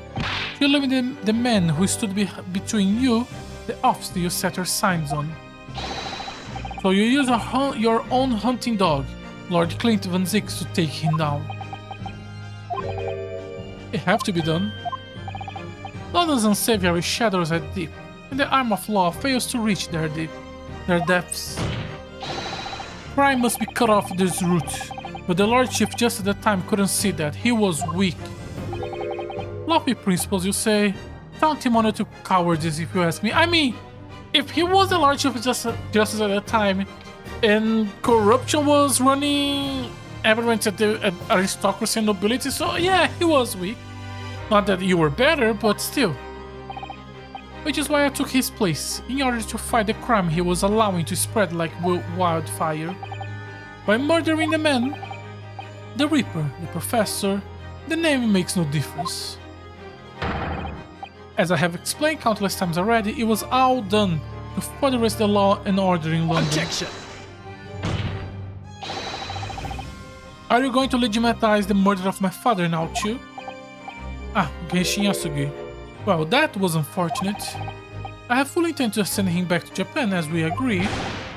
I don't believe it was you, wasn't it? You killed him. No, it wasn't me who took your father's life, Gregson. Who?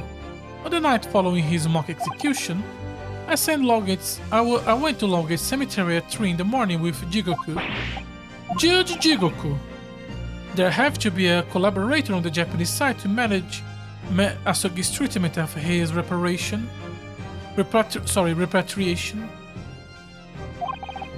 Jigoku have fierce ambitions. It made him easier to manipulate. 10 years ago, after he stood trial for the destruction of the witness stand, I have words with him. When I told him the position of Minister of Foreign Affairs could be his, he couldn't agree fast enough, so he was just corrupted. Okay. Seishiro, you fool. As you know, Asogi escaped the prison in a closed casket and was subsequently interred. We intended to dig him out of his grave before he ran out of air. But sadly, all did not go to plan. There was an unexpected visitor to the cemetery with his own ideas about digging up graves. A man who witnessed what no one was supposed to see. So we didn't kill him. Why didn't you kill Enoch Drebber? Of course, I knew grave robbers frequently in London Cemetery. But that grave on that particular night... Blast, if people find out the convict wasn't really executed, the scandal will rock the very foundation of the Empire. And what do we do? Shoot him, shoot Asogi at once, and not the grave robber? He can't live now that this has happened. He has to go. Why not kill the grave robber? What are you talking about? You have an agreement. You promised him he could return to Japan. Everything has changed now. If the truth got out because of this, both of us will be finished forever. Come on, Jigoku, do it. Pull the trigger. Shoot! Why not kill the grave digger? It's so much a better thing to do. Jigoku shot Asogi from the shadow. The grave robber was close, so the blood spread over his coat. He fled as fast as his leg would carry him. Then Jigoku and I put Asogi's body back in the grave from which he had just emerged. With a bullet wound in the middle of him, which nobody noticed when they were investigating. Okay. When I later learned of the waxwork mother presence at the scene as well, I made her swear 2 things. Never to remove the professor's mask, and never to speak of the events of that night. Did she know about the bullet wound? And with that, the secret was buried along with Asogi's corpse. Why didn't you eliminate her? She's such a much bigger target than Wilson and Gregson. So, now you know what really happened along Gate Cemetery that night.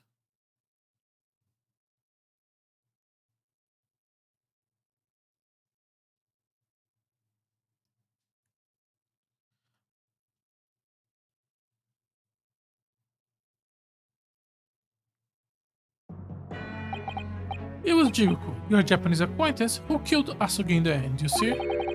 He claimed to be the man's friend, but when push came to shove, he pulled the trigger.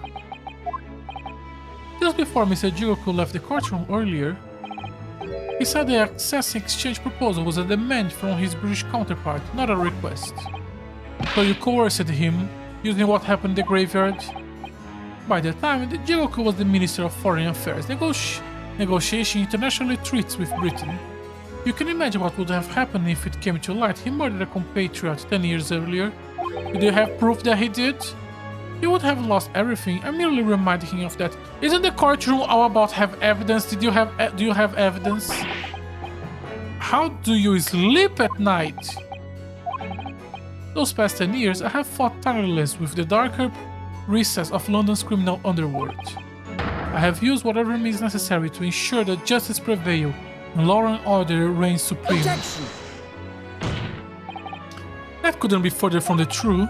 The fact is, you haven't fought crime at all. I mean, he has. He's been fighting crime with crime, but he has. How dare you? I saved Clint Van Zyx from the dishonor on his Objection! death. Whilst behind the scenes, you systematically buried anyone who stood in our way. And then you made my father take the blame. It was unavoidable. It was the only way to protect our justice system and public order. Let's not forget the others you have killed as well. Setting the defendant up as the Reaper to cover up the truth behind the murder of countless more.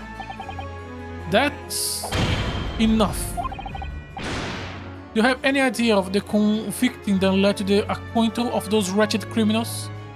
The conniving, sorry. We have to fight fire with fire. Our court can't function without a Reaper. Can't you see what I have done to this country? This has been my struggle. Objection! You have done nothing. I mean, he has. It's Lord Van Zyx here who worked tireless and justless in court while enduring the disgrace of the Reaper's name. And also, I mean, he still let a lot of evil people go because corruption and crime. And Inspector Gregson, fraught with angst for having sold his hands through a desire to do the right thing. Okay, calm down. We don't know Gregson's side. Not to mention Genshin Asugi, who risked his life going in pursuit of the truth you tried to hide. No, the darker recesses of London underworld were largely filled by you. You little, when will you get through your fix comes? This was all for the Queen and country. I'm tiring of that excuse. You consistently twisted the truth for bargaining power to make others do your bidding, nothing more. People who really twist the truth and coerce others have no right to call themselves part of the judiciary. Well, 90% of these people shouldn't call themselves that. I strongly suggest you don't ever talk of justice again. We'll let the criminal guy go. Even though I still gonna keep calling McGill the innocent until the very end. You help him escape, Ryunosuke. I strongly suggest you don't ever talk of justice again. This is very black and white for a situation that is absolutely not black and white. This is very much you are as bad as they are, when no, it's really not. If you kill this genocidal maniac, you are as evil as he was.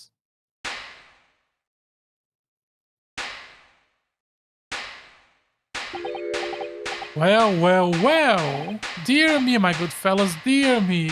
Is he gonna keep accelerating?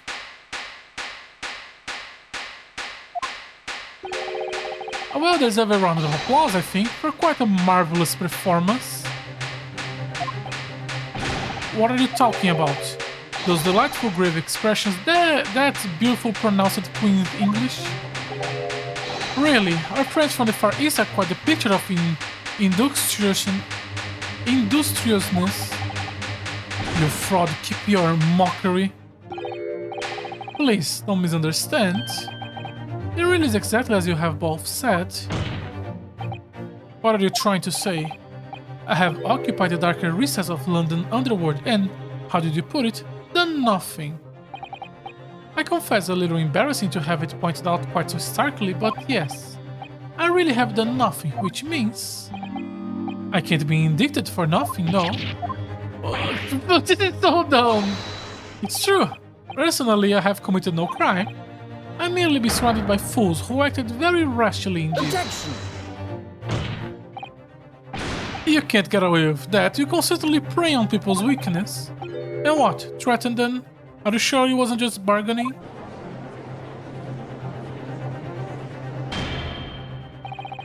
I would like to address all the good lords and ladies and gentlemen of the judiciary here present.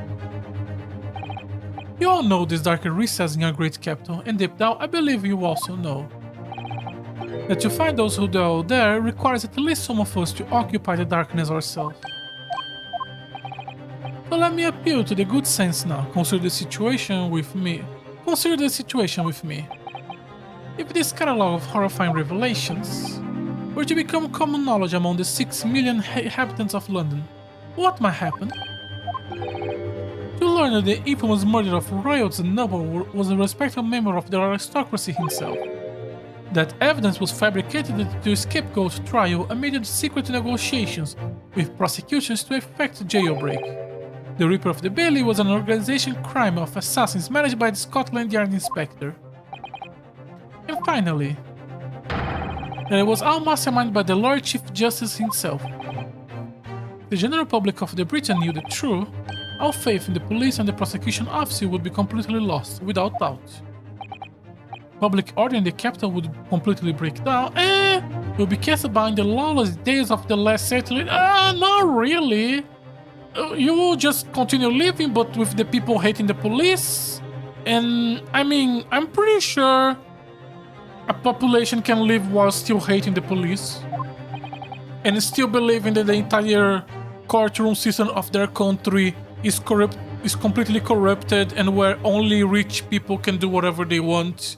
I think people can still live in that situation. Precisely as it was 100 years ago, when 1 in 10 of the population were criminal. Think what we have accomplished here then: a public policy in force, comprehensive set of laws. Yes, there were no laws in England in the 1800s or 1700s. There was no law system. And if we want to continue to protect this new era of law and order, I say again, we must at times occupy the darkness ourselves. And he is not being corrupted to just make money, he's corrupted to kill what he considers to be evil people. He's still, wetting his hand in the pot, of course. We have successfully identified and apprehended the men responsible for taking Inspector Gregson's life. That is all that was expected of this trial. All those other matters that have been discussed will be eliminated from the minutes of these proceedings, in the interest of preserving law and order, and to protect Her Majesty and the Queen, of course. Well, my lords and ladies and gentlemen, what you say? I mean, he got a point. He has a point. The Fey Lord Songhart has done unforgivable, but on the other hand, isn't our duty to maintain law and order in the capital? You can't deny that the threat of the Reaper over the years have done wonders for the crime rate. And by fair means or foul, it all thanks to Lord Strongheart. Strongheart! Strongheart! Strongheart! Strongheart! What the fuck are you yelling his name?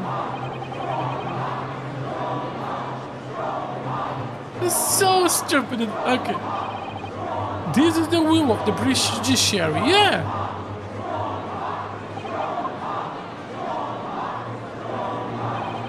For your rousing response, friends, I express my heartfelt gratitude.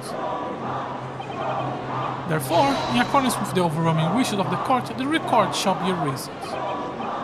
You have to respect the man's ability to turn a situation in his favor. Lord Strongheart really is a master of manipulation. You have conclusive proven he's guilty, yet still he managed to evade justice. I don't know what we can do. Yunosuke, the Luland trial is going to come to an end now. I'm almost out of options, I think. There is only one path left to me. I mean, wait and see for Mr. Sherlock to appear with a Deus Ex Machina? Because, like, what objection we can do? He already confessed to everything. Evidence doesn't matter, he already confessed to everything. Wait and see. At critical times like this, I often find myself thinking it's best to wait and see what happens. Do we? I can't help feeling that you have missed countless opportunities as a result. How? How could you possibly know my life has been one long list of missed opportunities? Let us never have this discussion again. Bailiff, sequester the minutes of the trial. Not so fast, my lord. The defense has evidence to present. You always start, counsel. I have no sympathy for tardiness. The resolve of Ryunosuke Naruhodo materialized a fraction too late. I said objection if you decide to make perhaps a wiser choice. Okay, so instead of waiting, then objection, you just have to objection first, but because I know all too well, the only thing that carry weights in court is hard evidence. But Mr. Naruhodo, what evidence can be used? I don't know whether anything will come to hand, but... Okay, Sherlock, give me the Deus Ex Machina. Oh, it really is that! Oh, I was joking, okay. Mr. Sherlock asked if you Mr. Sholmes asked if you have that with you earlier. We expose our Lord Strongheart wrongdoing now. I have no doubt that the Sholmes have already deduced exactly how the truth would... yeah, sure. So I think it must be time for the good detective to take center stage. Okay, is he outside with the fucking queen? Because that's the only person above. It's the queen of the... or the prime minister, but the game has been calling the queen so many times, so it has to be the queen. Is Iris going... Oh god. Is the... not joke, the misdirection that Iris was royalty in the first game and then wrong, but actually it was a misdirection and she is actually royalty, because the only question at the game at this point is who the fuck is Iris? And the only thing we need now is someone who with a higher authority, so Iris has to be someone with a higher authority. So is she the princess or the... She's not the queen, so she's the princess, as we talked in the first game because of the way Gregson was treating her. But then someone would know. Let's take the Harry by the ears and heave. Alright, here goes. Heave. My dear fellows, must I remind you every time? A gentle tug will suffice. Sorry, just a second.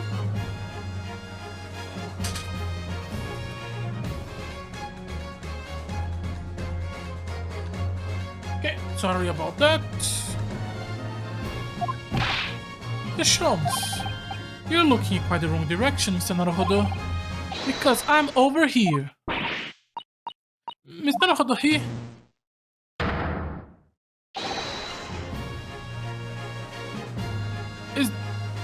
Is this a hologram?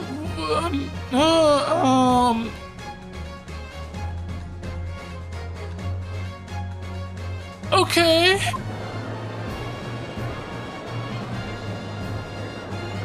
How? I was expecting you back, Mr. Sholmes. I'd like to be here, Lord Strongheart. What is the meaning of this? Bailiff, seize him. Are we actually in the future? This is a closed court. You have been warned once already, man.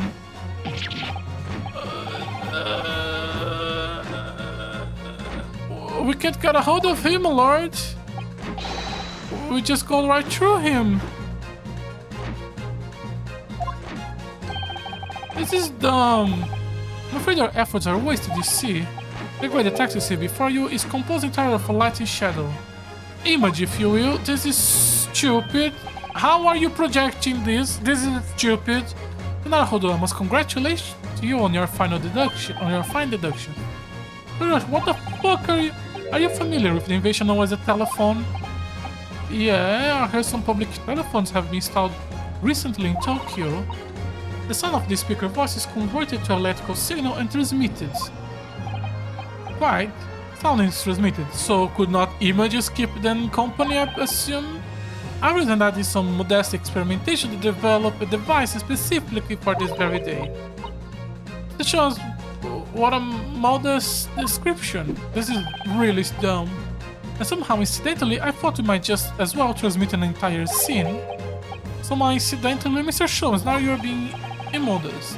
Are we going to show the entire, like, royal court or something? Do you mean to say you're not actually here, Mr. Sholmes? Ah, I knew my trust partner would have no trouble grasping the concept. Except he's grasping the stand to steadily himself after your shock arrival. Poor father, I would have hoped he might have been forewarned. Being the great detective, great partner. Leave my courtroom at once, get out, or I swear to you. Dear me, you, on the other hand, Lord Strongheart, appear to have a very poor grasping of the situation. Allow me to reiterate, I'm not here. Which would, I hope, lead naturally to one asking, what exactly are you? The very question I was waiting. I'm present, enjoying the air in a rather splendid garden. A garden? Not just any garden, you understand, a garden at the Buckingham Palace. What? You can't. Buckingham Palace? No, that's not how you pronounce it. I don't remember. I'm gonna keep going with that. Miss Susato, I never heard of it. Do you ever read the news, Mr. Naruhodo? Mr. Sholmes, is Iris with you? Ah, well now. Iris is currently enjoying some tea with Her Majesty.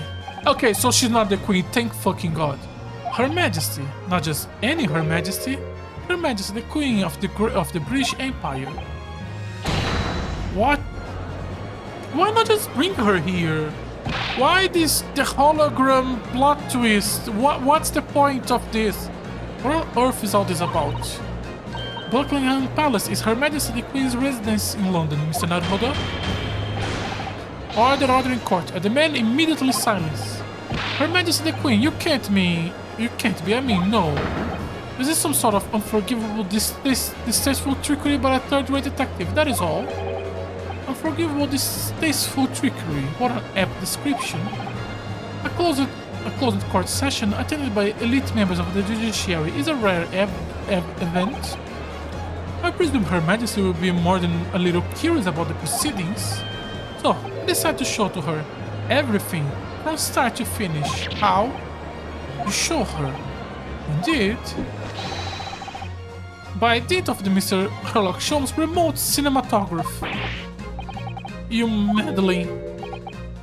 This is some kind of nightmare. Just as I appear to be standing before you, regaling you with talk of my latest invention. No doubt you have interfered, the reverse is also true. You don't mean? Your Majesty has seen and heard every moment of the proceedings. And assuming there will be no objections after all, every time this country is conducted under the auspices, his nature devotes to the stop of Her Majesty, as you know. Why not just have her here? I guess because Strongheart would never accept that, but he wouldn't have permission. Just bring her inside instead of the hologram shit. You. I confess, I'm quite impatient to hear Her Majesty's opinion about the unforgivable, distasteful trickery in which you have been engaged over the past 10 years. One last 3D model. I am very... Because I don't want to have a 3D model of her made. Which, I don't know, I feel like you made so many, she would be one that wouldn't be bad to make. No, I was merely... Hello, Iris.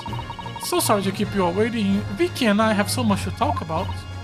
Iris, there you are. I mean, the Queen would be completely okay with protecting the aristocracy, I feel like. In fact, I have a little message here from Her Majesty. strong heart, you have done a good job. Kill those Japanese men and keep everything a secret as you have done. Well, if everyone's sitting comfortable. Forthwith and with immediate effect, our authority previously afforded to my strong heart is hereby revoked forevermore. He is too weak. Furthermore, he will be prosecuted for crimes against his country in public trial by jury in the coming days. So, it seems that Her Majesty doesn't believe we need to fight fire with fire. My dude, she is the entire courtroom on fire. She is everything. Justice in this country need not to be administered from the shadows at all. Yeah, dude, sure. Whatever you think. My strong heart. Yeah, the people who'd always fight for justice and never concealed crimes from the nobility. The English royal court. I love black and white games. I love the whole, we are just gonna be good people and then everything gonna work out. The darkness will force you to consider despicable actions of killing criminals these last 10 years is a thing of the past now. After today, your brain of law and order has no future because no longer are you the Lord Chief Justice. In the eyes of the law and Her Majesty the Queen, you are nothing but a criminal. The entire hologram shit is so stupid. Why? Adjourn, adjourn, adjourn, adjourn, adjourn. Court is adjourned. Finally. Oh, now there we go. There we go.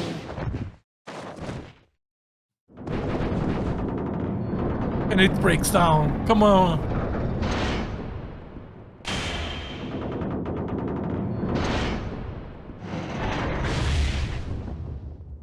And now the courtroom is on fire.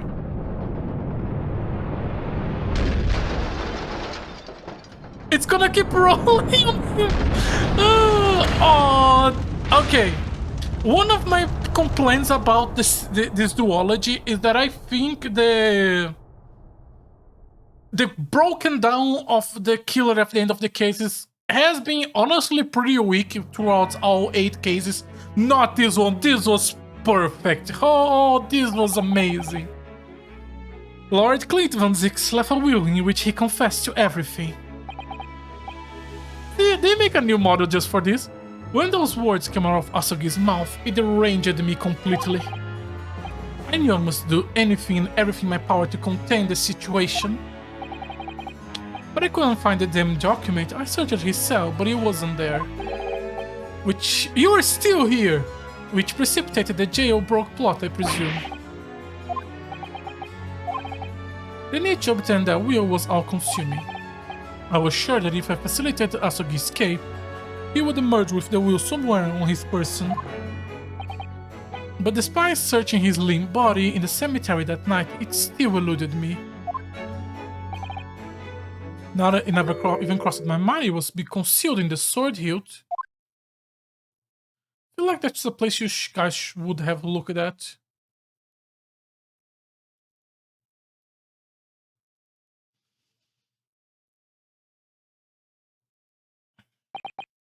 What pains me now is that my brother left his word without a word to me. I'm sorry, Lord Von Zix. In point of fact, I think perhaps that isn't the case. Sorry. How can that be? There is more to his last will and testament. Is there? Because I can't fucking examine it. What? Actual...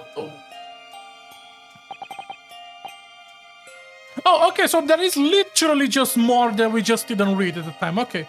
As I confront the prospect of my demise, I feel bitter regret for my younger brother. And Mikotoba just didn't read it because he was just like, it's not time yet. I mean, the second I have a lower budget, the first, for example, no cutscene. Maybe, yeah. I'm trying to remember the first cutscene with the Suzato on the cliff. Yeah, no, that was not anime, but there was a bunch of anime on the first game, yeah. But this is a remaster. They could have added some extra stuff. But Capcom doesn't want to touch Great Ace Attorney anymore. Bardock, you have always looked up to me, and now you follow in my steps to become a prosecutor. It is my feverish wish that my unspoken deeds should not hinder your advancement. I ask you not for understanding, for none could understand my depravity. I only ask for forgiveness, and for you to clean the dog's blood one more time. He's still full of blood.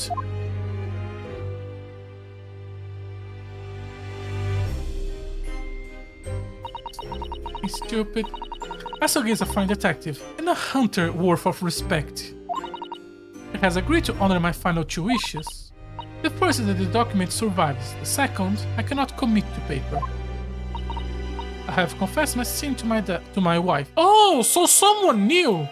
May she find a resolution in my death. With my eternal gratitude to my Japanese friend, I rest my quill. Clint Van Zix. Why did you not read that part, Mikotoba? Just trolling him? No, wait. No, it wasn't Mikotoba who read it. Wait, who read? Mikotoba read the other one. Who read this one? Was just we who read it? And we just keep in the last section for dramatic effect? Yeah, probably. It doesn't matter. Oh, we are done earlier than I thought. I genuinely thought this is gonna be like 4 or 5. Okay. I genuinely thought this was gonna be like at least 4 hours, 5 hours of trial left. My strong heart, you colluded with Seshiro Jigoku in a crime plot so immense it spanned the oceans. And yet you couldn't have shot the fucking grave digger. Instead, you shot the fucking corpse. And you cold-hearted murdered all those who knew the truth about what happened 10 years ago. Why did you set about that now, a whole decade later? To ascend to the very peak. These last 10 years made me realize being the Lord Chief Justice wasn't enough, short of becoming Her Majesty Attorney General. Why is the Attorney General not here in this room right now? I could have no real power to effect the changes needed in this country. And for that promotion, I need to ensure no remnants of the past remain. How could you? I like everything to run smoothly, in the exact manner that I prescribed. Why didn't you kill the girl owner of the Wax Museum? You are so fucking lucky she didn't open her mouth. And I was just a step away. You let a lot of people who knew shit alive. And for your ambition to succeed, did you ever bother to count the number of brilliant people you have killed? I mean, they were mostly criminals, my dude. Please say a number. Please say a number. Please say like 37 or something. Ah, Mr. Rip. Are you not forgetting something? Such as, he's not talking to you, Van Zix, or is he? You have very much adopted your usual prosecution-like demeanor in the proceedings now. But the reality of the situation is that you are the defendant in this trial. However, the presiding judge would appear to have fallen from the bench, as it were. May I suggest, therefore, that we entrust the final abdication to our old friend? Santa Claus! As a member of the judiciary, I have been following the proceedings from the gallery and I have been enjoying my popcorn. This was an amazing evening. I must say, I shall not ever forget the extraordinary battle between good and evil that I witnessed here today. It's so fucking black and white. Fireworks! Bailey, prepare the biggest show we have. The darkness that has blinded adjusting our lands these past 10 years has at last been dispelled. Thanks in no small part to the efforts of the brilliant young stars from the East. Defense Counsel Naruhodo? Yes, my lord? On behalf of everyone here present at the Old Bailey, I give you a fuck you, you just destroy everything. You're Chukai, my lord, and good fucking luck, you just put the Gallons, your own Minister of Foreign Affairs. There is no way your government is letting that shit pass. Japan absolutely would prefer to just have this shit under the table and no one ever talk about this shit. You are fucked, my dude. You both are. The first time I faced you in court, just under a year ago now, I have the faintest of intimations that if the British justice, so warped and twisted over its long history, was finally to know change, there might be that this might just be the man to do it. But at the time, I wouldn't allow myself to acknowledge the possibility. I couldn't overcome my hatred of the Japanese, which we never call him out on it. It's just, it was okay for him to hate Japanese people because he have a good reason. And now that it was proven that the Japanese person wasn't evil, it's now okay because now he doesn't hate Japanese anymore after it was proven. After the circumstance of my brother's death. Your racist plotline was not the best. Senator, it would have been much better if he have learned to stop hating throughout the Soseki case and learning about us and everything, and then but still holding because of the brother or something. I don't know. I'm not a writer, but I don't know. I feel like it could have been handled better. Allow me to apologize for the count, because like even though now he's not racist anymore, most of the characters still gave us a small racist here or there. And Ryunosuke is apparently very much okay with that, as is Susato. Allow me to apologize for countless discourtesies on my part. You are a lawyer of boundless energy. Okay, he apologized, but the rest doesn't. And we never seems to mind. But okay, always forgiven, black and white. When I first arrived in Great Britain, I was literally a nobody, certainly not a lawyer. The truth is, my fortunes have entirely been made by the miraculous people I have met. I feel like I'm going too far, doesn't my best friend Kazuma Asugi, who led me here to Britain in the first place.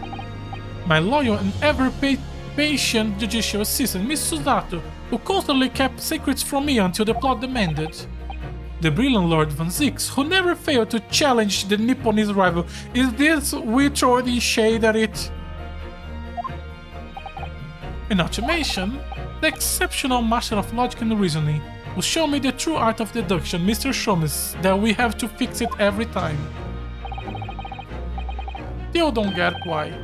Saving the best for last, Mr. Naruhodo, what a relief. Okay, we are not talking about Iris. Who the fuck is Iris? I'm well aware that without all these people, help and support, I wouldn't be where I am today. The truth is a guiding light that always led to happiness. I have lived by that principle for a long time now, but actually it's not true. Good! The truth can also cause great pain, sometimes even leave people on the brink of despair. I mean, we broke a guy's mind like yesterday, and for that reason, there are those who feel the need to hide the truth, who do it instinctively even. But as soon as we allow our eyes to settle on something other than the truth, the darkness takes hold. And from there it grows until eventually it makes us blind to the guiding light of the truth altogether. So that is why it's my belief. We must all resolve never to avert our eyes from what is just and true.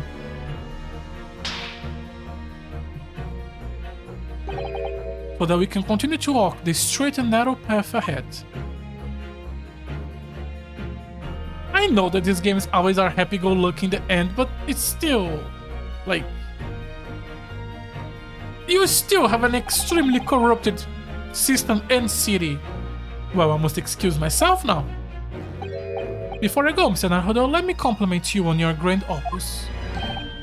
What?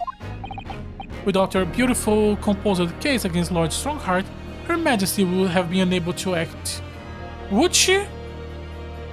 Doesn't she literally have Attorney General with her, who is above Strongheart? Thanks to you and your fellas, the haunting undertones corrupting Britain justices have been silenced. That's right, we cleared the corruption. Now everything is going to be good.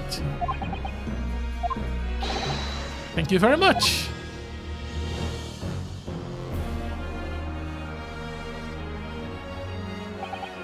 So, until our paths cross again somewhere. You could have just been here without the hologram. Well then, it would appear that this long trial has finally come to an end. I feel like there were longer trials. My apologies for any anxiety caused, my lord. I'm quite sure we shall meet again here in the courtroom before long, Prosecutor Barak van Zix. In conclusion of these proceedings, I hereby declare the defendant, Barak van Zix, not guilty. Fireworks!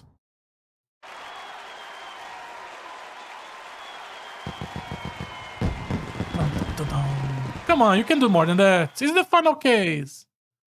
Yeah, I can't complain. The strong-hearted breakdown was amazing. That is all. Court is adjourned. Strongheart could have absolutely not let this shit go much earlier. Also, I'm a bit disappointed that the final case of the game doesn't use the jury system, because the jury system is fun. Eh, not for now. Really, it's all over. But did I sacrifice too much? What did you sacrifice? It's another Naruhodo. I really must congratulate you. It was truly a splendid performance. Honestly, I couldn't be happier for you. Oh, thank you very much. I really couldn't have done it without you at my side. Through it all, Miss Susato. Oh, your kind words mean so much to me. It really was a very splendid show, that Naruhodo. I have thought you'd be smiling from ear to ear, but you look rather glum. Well, of course I'm delighted about the verdict. But exposing the truth, by exposing the truth, I'm afraid it caused my client a great deal of pain. That's what you care. I'm really not sure that's what a lawyer ought to be doing. Oh well, in that case, I'm quite sure that when you see Lord Van Zig's smiling face, everything will seem much better. Eh? Mrs. Ato, everything seems worse. He has a face like thunder. Oh dear, I really shouldn't have presumed. Naruhodo? Yes. Almost a year it's been now since I first encountered you here in this very courthouse. For you to have risen to the level of excellence you have demonstrated today, well, it's quite remarkable. But I exposed the most unpalatable truth you could ever have imagined in the court today. If you was to have robbed you of something you held so dear. What was it that he said? To fight those who dwell in the darkness requires at least some of us to occupy the darkness ourselves. But that was just a feeble excuse of a coward. Only those with steadfast eye for the truth have what it takes to fight the dark forces of crime. You made fine work of establishing that fact in the court today. Oh. Well, thank you. What magnanimous words. I'm quite sure that Kazuma-sama would have a smile on his face at this very moment if he were here. Kazuma. Hey, Kazuma! Oh, Miss Susato. There's another face like thunder here. Oh, and he really was here. Lord Van Zix? Allow me to congratulate you on your acquittal. Congratulate me, or curse me. You failed to bring down the Reaper. No, we didn't. I owe you an apology. No, it is I who should apologize. Her father Genshin, if I have been stronger, then perhaps... I made an unforgivable error of judgment. I can offer no excuse. And I can offer no forgiveness. That said, I suppose you fought for justice and the truth. For that I can At least, for that at least, I can't help what we hold in respect. Your words mean more to me than you could ever know. I will hold them dear. Kazuma-sama. I must say, there's one thing that is still bothering me. What is that? The will that Lord Clint Van Zix wrote before his duel with my father.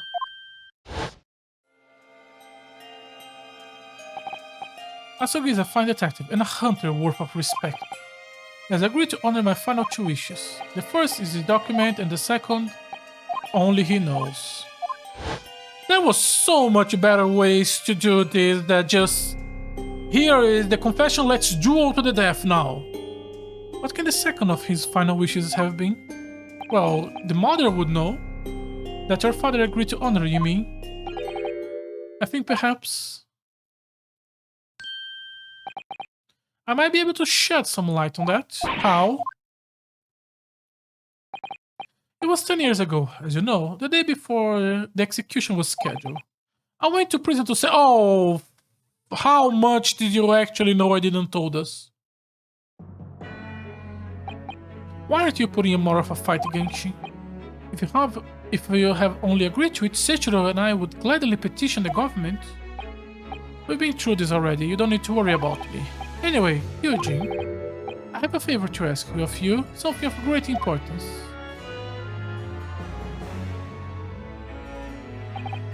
You're one of my greatest friends, Genshin. Whatever it is, consider it done.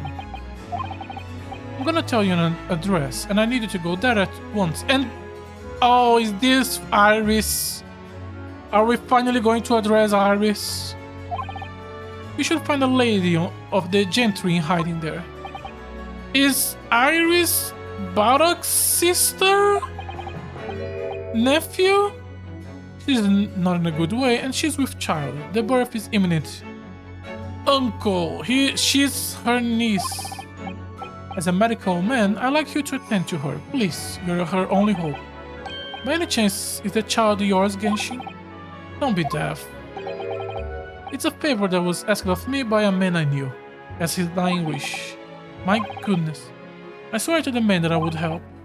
And I would do whatever I could for his wife and unborn child. Okay. But if something would happen to me, I need to ask you the same favor. And you're the only person I know that can... sorry. I would do whatever I could for his wife and child, but if someone were to happen to me, I need to ask you the same favor. You're the only person I know that I can truly rely on. What did you say if something should happen to you? Tomorrow night, you're gonna be... You never know, though, what life will bring. Says the man who was shot in secrecy. I had that... No, not with him. Pardon? It's a favor I'm asking of you, and only you, Eugene. Right, I see. Very well then. That very night, I caught a train from Paddington to Dartmoor in Devon. I found an old house in the middle of nowhere. It was an old hunting in the middle of nowhere it was. An old hunting hound lay asleep on the ground, full of blood from innocent aristocracy. The poor woman was on the floor at the back of the darkened room. She was in mortal danger. I broke her water to precipitate the labor before she weakened further. It was a torturous birth. I did everything humanly possible for her and her child. Did she die and so you have no idea who the fuck the kid was? So you just gave it to Sholmes? I guess, yeah, makes sense. Abandoning kids is kinda your thing. In the end, I was lucky enough to welcome a new life into the world. But tragically, my efforts to save the mother's life were in vain. I held the healthy newborn growing in my arm and wept for longer than I cared to remember. Eventually, in some of the days, I looked around the room. There was precious little in it, but an old travel truck caught my eye. It clearly has been well looked after over the years, made of top quality leather with fine stitching. You could easily know what this logo means. But it was when I saw the emblem on the side that everything dropped into place. Okay. Why did you leave her with Sherlock? B for Baskerville. Baskerville. Baskerville. You mean the woman was the wife of Lord Clint Van Zix? That's right. Sorry? The newborn was his daughter. That makes no sense. Why on earth wouldn't Clint have entrusted his child to my care? In that case, I was completely unaware he even had a daughter. I suppose he didn't really have any choice. Well, your brother said he confessed everything to his wife. She must have been beside herself with worry for her child. If the true identity of the professor were ever to be made public, the girl would be forever branded as the daughter of the infamous mass murder. So the only solution was to distance the young girl from the Van Zix family. That's a stretch. I don't believe it. I imagine in his final hour, Clint Van Zix made the obvious choice. Give it to random Japanese guy. He would have thought of himself. This Japanese man here is someone I can trust. And I'm... what about the wife's family? I honored my promise to Genshin, of course. However, only a month later, I was summoned back to Japan. And without disclosing the parentage of the child, I couldn't obtain permission to take her with me.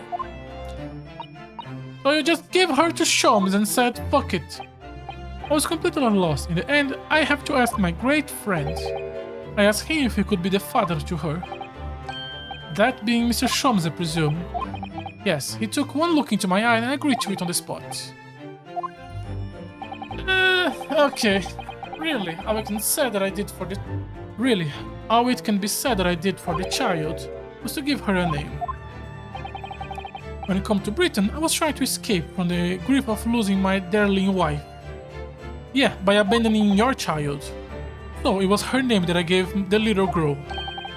Your wife's name, Professor Mikotoba, in other words. The name of my mother.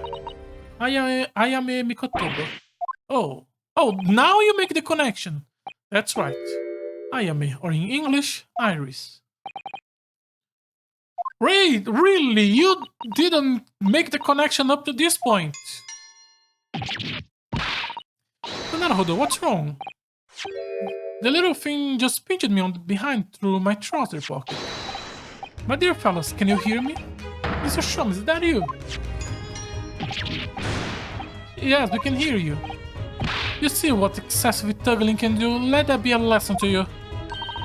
Mr. Sholmes, we weren't able to thank you properly before, but you were simply marvelous. Fucking line of... Your checkmate move was a stroke of genius. Indeed it was. I was being delivered by Eugene Neforiana. The next little thing to actually be Susato's sister. Yeah. Honestly, at that point... I don't know what version of Aries' backstory for me would be good, because at the end, none of them leads to any revelation, so why have the mystery? It have become apparent because like it's never really relevant to anything. It have become apparent to me that to stop Lord Chief Justice, it would require such measures. Runa, Susie, Iris. I'm pleased. What a wonderful outcome.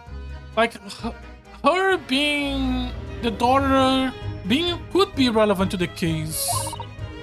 Her Majesty Queen Vicky said she thought my special blend was delicious. I'm sure she did. Raul, no one brewed a more delicious tea than you, Iris. Let's have a party to celebrate. And Mr. Reaper, you simply must come too.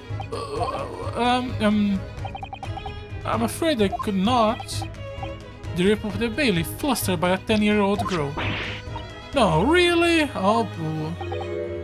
But I give my word that I shall present myself at your residence in the near future to express my gratitude. How lovely. Uncle Barry.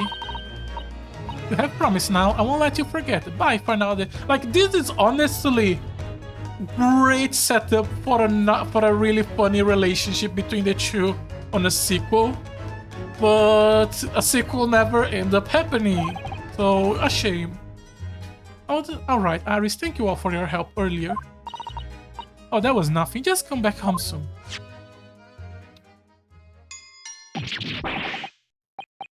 One final pitch goodbye, was it? Ah, you're finally back to smiling. Well, I ought to be leaving. Lord Van Zix, would you care to accompany me? Really? You're not gonna bring Naruhodo? Certainly. So Naruhodo, allow me to once again express my deep gratitude to you. I believe you saved my life.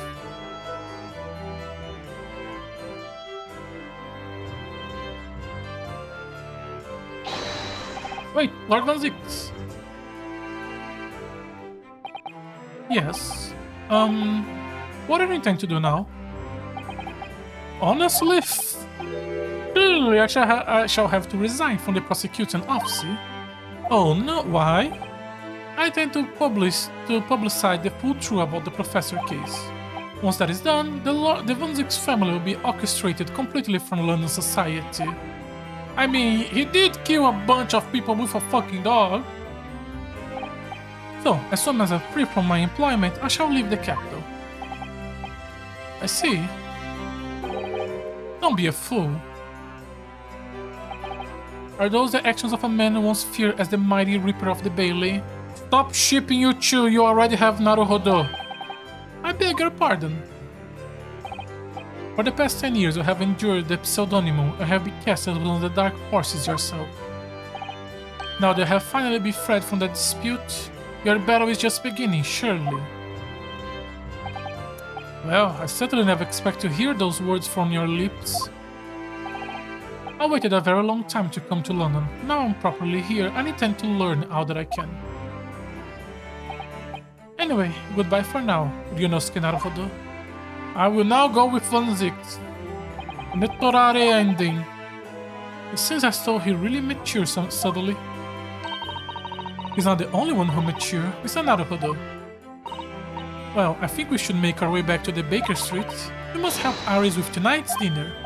We must. Are we going to tell her the truth now? Epilogue? It was then that I came to an important decision about my future. Well, you can't go back to Japan because, yeah? I'm home. Oh, hey, Gina. About time you got here. We've been waiting ages, Odo. What are you doing with that colorful piece of history?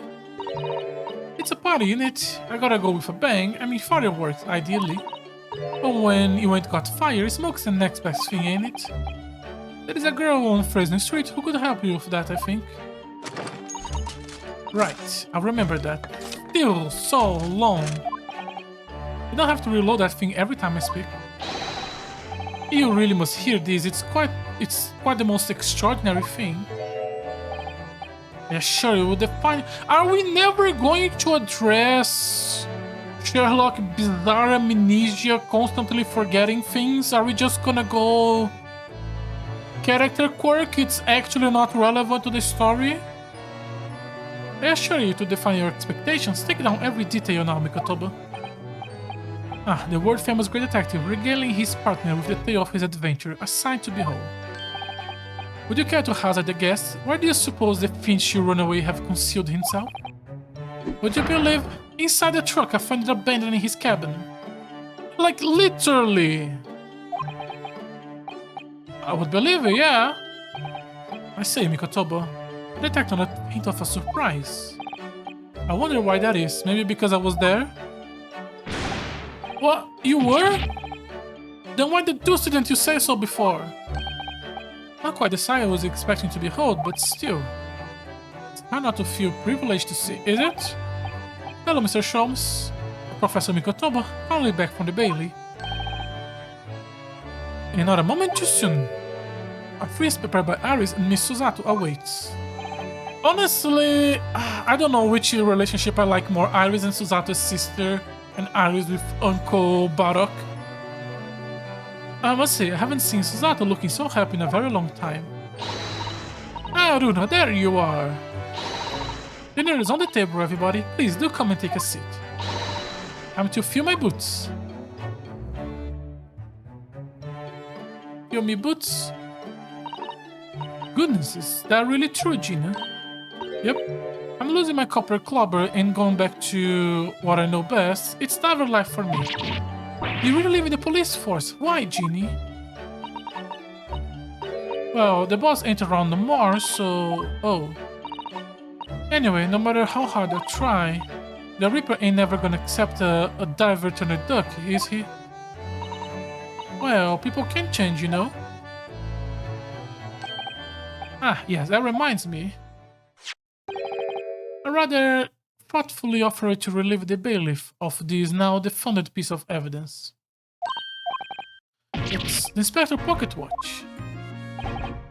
The watch was his pride and joy, a symbol of his great achievement at Scotland Yard. And, you know, being strong heart, right hand man, and killing a bunch of people, and doing a lot of crimes. For 10 years without fail, he measured every second of the man's remarkable career. But now, it stopped.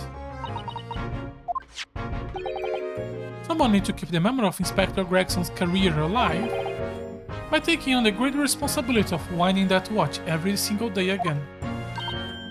Yes, someone with an equally fierce detective spirit and the disposition to committing crimes. It gotta be me, there ain't no one else. Quite right. I mean, after all, the boss was... well, he was my boss.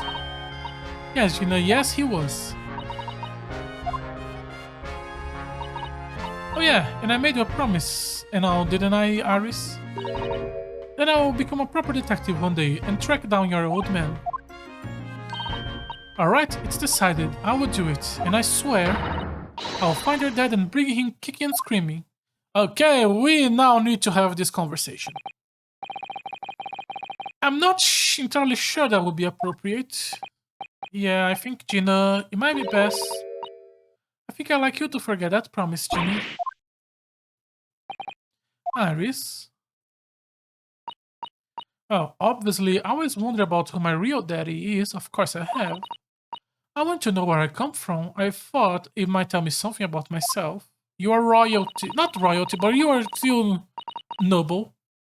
But I have caused such a lot of trouble trying to find out for so many people, have you? Lirunu, Professor Mickey. Oh, not at all, my dear. Really, you won't no apologize to anyone. Anyway, I decided to give it up on it, because I have finally realized it. My dad is the greatest in the world. Which one? I don't think it matters what his name is, or where he's from, or how many people he killed with his dog. Don't you agree, Hurley? Okay, we are going with Sholmes and not the Mikotoba as the writer. Okay. With every word, Iris. Thank you, Hurley. Thank you, Daddy. You can also call Mikotoba your dad. You can have two dads. I think, Mikotoba. Yes, Sholmes. I think I ought to express my gratitude to you. For 6 years, you and I solved many mysteries together. And during that time, I remember countless expressions of gratitude for your good service. But a moment ago, I heard the most pleasing expression of gratitude of them all, Daddy. And I should never have experienced it were it not for you. You old softy. But I must confess, it's a weight off my mind to hear you say it. Well then, I think it's called for a lengthy violin recital, wouldn't you say? Well, the food would go cold, that's the only problem. Maybe next time, Hurley, you can hear while eating. Are you sure a week is long enough, Iris?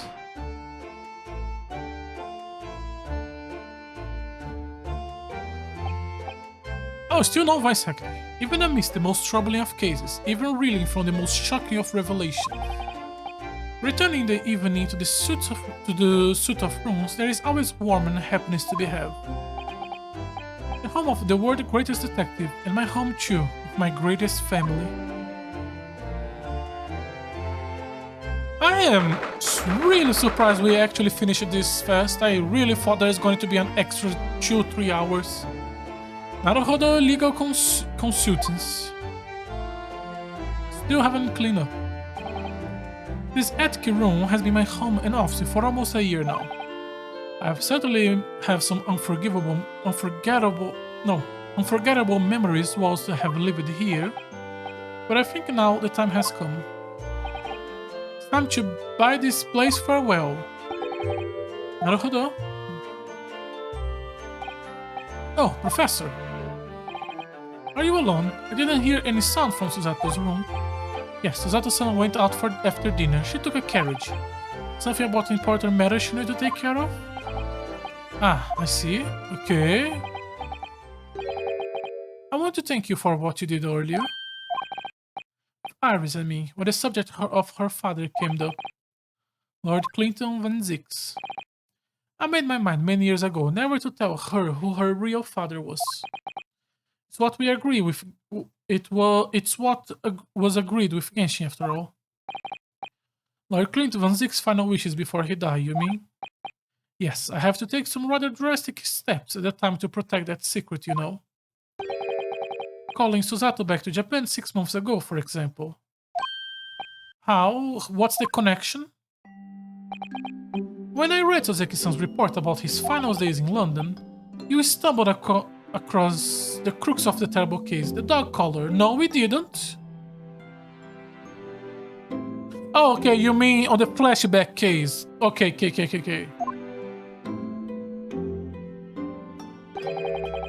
The description of the Baskerville insignia left me in no doubt. Baskerville. If you decide to investigate the insignia, sooner or later you have made the connection to the Van Zix. And to make matters worse, Susato knew of the unpublished story as well. The story that Iris have written based on my notes from the time.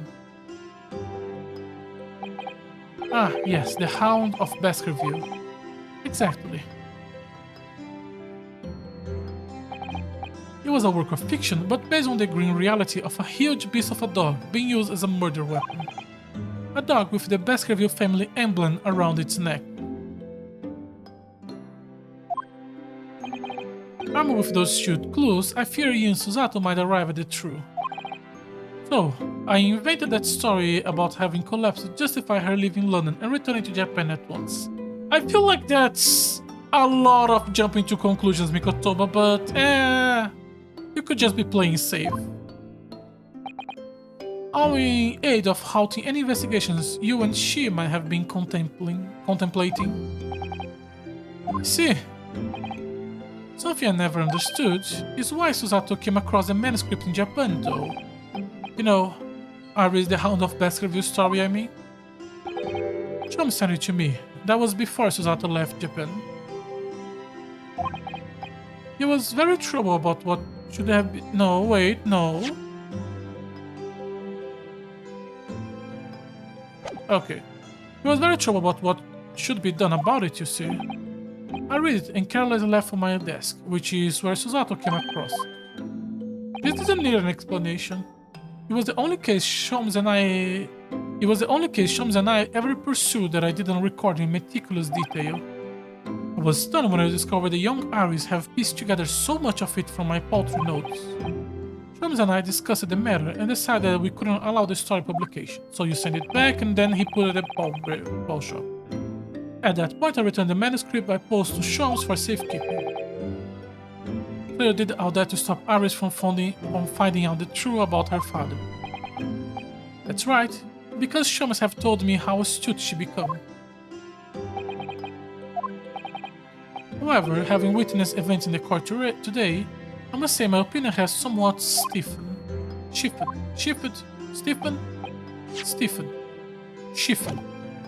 I think at some point in the future the time will come for Iris to know the truth. And when it does, well, I believe it will be for the best. I think so too.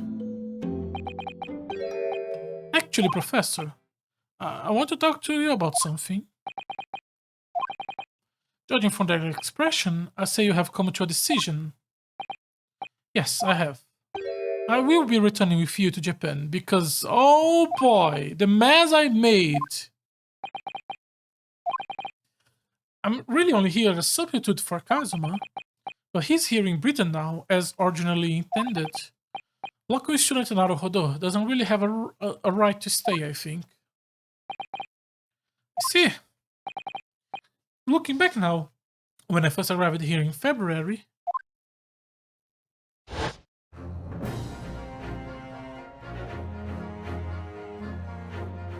oh yeah, the table wasn't there. My becoming a lawyer just seemed to be the way things turns out. Kazuma, Susato-san, and Mr. Shom out gently pushing me in that direction. I mean, not gently as we all know. I spent the best part of a year immersed in this world, but always aware of a seed of doubt inside me. Until today. Standing in that courtroom earlier, all doubts vanished from my mind.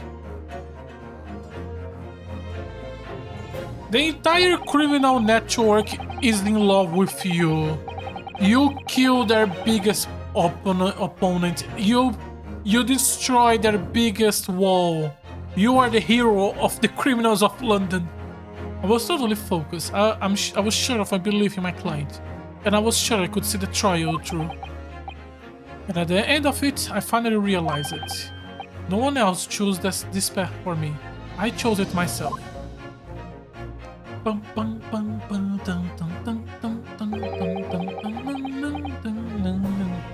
path of a defense lawyer. Yes, that's what I am now. That's what I will be going. That is what I will be going back with you to Japan as. And that's the path I will be following for the rest of my life. Well, it sounds like you made quite a resolution there. I have. Well then, I must say, it's extraordinarily welcome news. I shall make arrangements for your return first thing tomorrow. But not only imagine you will be depart for a few days. Now while the symposium has been... Not with the symposium having been cancelled now. Such a shame. Never mind. I'm sure there will be other opportunities in the future. Well then, I bid you good night.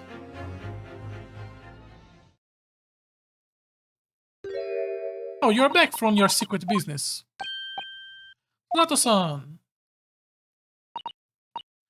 I just want to let you know I'm back.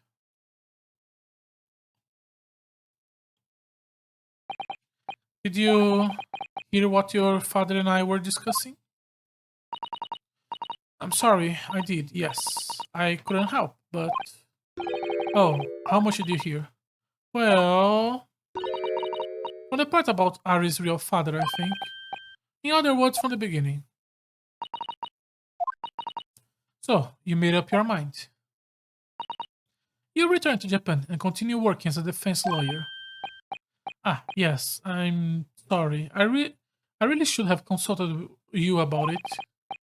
I did want to earlier this evening actually, but you have already gone out. Oh, no, that's quite alright. I already knew that is what you would have decided, Naruhodo-san. You did.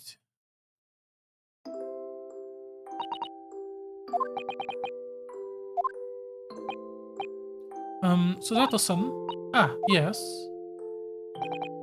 I suppose this means it has to be farewell soon. I suppose. You'll be great help for Kazuma going forward. I mean, I know he's a brilliant lawyer, but he's still new to the British courtroom. He will certainly benefit greatly from having a brilliant judicial assistant at his side. I'll do my very best. I wish I could say it, but I just can't. I can't ask her to come with me. After all, she was always supposed to be coming to Britain as Kazuma's assistant. It's growing late. We should both try to get some sleep. I'm sure you must be exhausted after today. Yes, you're right. Before I retire, let me just say one more thing. You really were quite splendid in court today. If you ask me, Anyone who thinks of you as a substitute or a locum should be ashamed of themselves. Platosan. Thank you.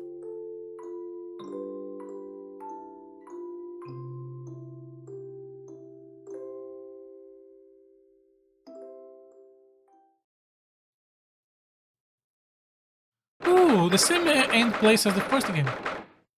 Part of Dover. I can't believe it. This day is finally come. You really live in then, Bruno. I'm afraid so, Iris. Thank you so much for everything.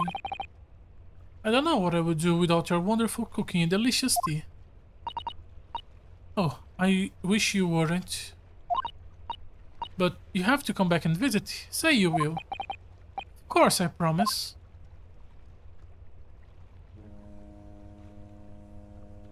Well, it was a very brief reunion, but it was a pleasure to pursue a case with you again after so long. For a while, at least, it feels like old times. What's your difference in age? Yes, I suppose on reflection. There is something to be said for it, having a little fun once in a while.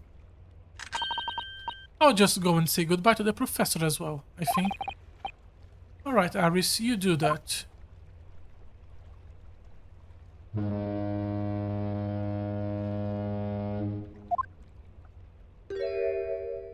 Susato-san. Finally. I've just checked, Naruhodo-san. Your luggage is already on board. Such a beautiful morning. Perfect for embarking on a journey, isn't it? Before I set off, I'd just like to say how thankful I am for everything you've done for me. And give my warmest regards to Kazuma, please. Is Kazuma not here to say goodbye Actually, to his I boyfriend, think you want to really? give him your regards in person, don't you? Sorry? Ryunosuke, Kazuma! What are you doing here? Come on, Naruhodo. do you really think I'd miss my best friend's departure? Thanks. To be honest, I'd been looking forward to our wild time tearing up the streets of Her Majesty's I nearly capital. choke with the But, wild time. Well, we'll have to save that for another time. Personally, I'm looking forward to facing you in court again. Me too. But, we're both defense lawyers, so, I'm going to become a prosecutor. Ooh. I'll stay in Lord Van Zeek's tutelage for the time being, but before long, I intend to be just as formidable as the Reaper himself. Oh, I see. Actually, Ryunosuke, I have a favor to ask. Name it. I'd like you to take care of this for me for a while. Karuma? Why? Because I've seen it now. I've seen what's inside me. The demon that reared its ugly head that day.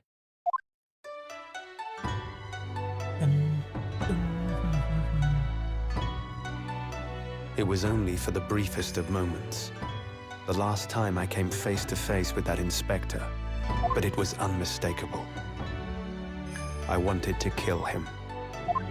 Happy music for interesting I've always sentence. known there are demons that live inside people. And now I know there is one in me. The fact that it very nearly consumed me is something I'll carry with me until the end of my days. While I devote my life to fighting those whose demons have got the better of them. As a prosecutor, So, that's what you've resolved to do, is it? until I'm ready to face the demon within me, to slay it once and for all. I leave this in your care, if you'll take it. Of course I will. I'll keep it by my side. Always.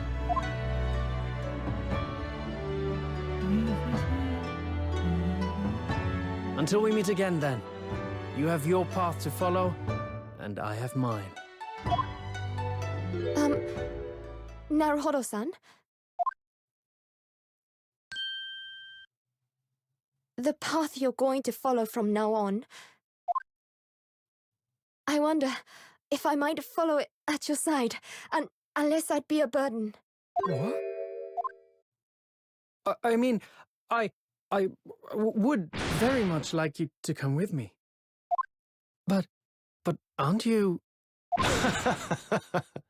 You're so predictable, Ryunosuke. I am? Honestly, you never change at all. But that's what I like about you. Oh. You mean you knew about this? It was the evening after Lord Van Zeek's trial came to an end. She came to see me at the prosecutor's office. Really? Or when I had that conversation with Professor Mikotoba. So, you'd go with Ryunosuke back to Japan? Yes, I know it's unfair of me to follow my own interest like this. Coming here especially to tell me. You're a stickler for etiquette, aren't you? Well, what are his feelings? We've never discussed it, of course, and Naruhodo-san has made no such suggestion. I worry that perhaps I'd be a burden to him. He's just as much of a stickler for etiquette as you are. He'd never say anything before he was asked. But I'd feel happy knowing you were with him. Look out for him on my behalf, will you? Of course. Susato-san. What do you think, Naruhodo-san? With you by my side, no trial would seem too daunting. So if you're willing, I'd be honored if you'd come with me. Together we can take on the world. I'm terribly incompetent, but if you'll have me, I'd be delighted. No, not at all. If anyone's Hold up, terribly please, Pavilion. incompetent, it's me. Ah! What's wrong? Your luggage, Susato-san. There's no time. The ship's going to set sail any minute now. It's all right. There's no need to worry.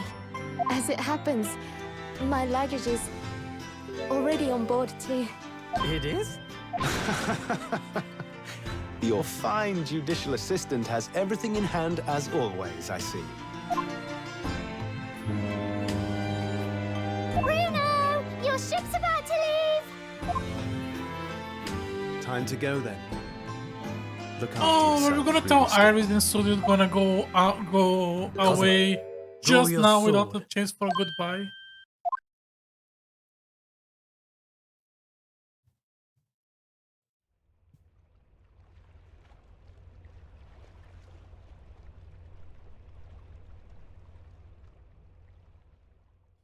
Just put the tips. One day, when our paths cross, once more, we'll fight a duel of words across the courtroom. A day I eagerly await as a lawyer.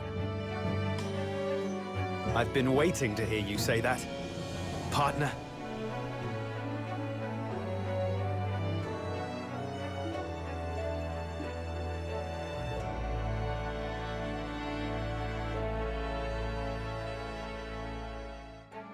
Don't forget me then, Kazuma. As if I could, Ryunosuke. And Mr. Sholmes, thank you so much. I'm very much indebted to you. Indeed, Mr. Naruhodo. I believe you are. I'll never forget all you've done for me during my time in London. Quite. I should like to think you will remember your debt of gratitude. Especially when I visit you in your country. What? The truth is, although many are ignorant of the fact, the world is far smaller than most folk realize. Well, I'd be delighted if you came to Japan one day. Oh yes! Would welcome you with open arms, Mr. Sholmes. Oh, that sounds wonderful! I can't Never wait. gonna happen. In that case, I let us am conclude that this is surprised to we be still merely a haven't brief gotten this party, Atlan in so my long. dear fellows. And that brings us to the end of my adventures in Great Britain.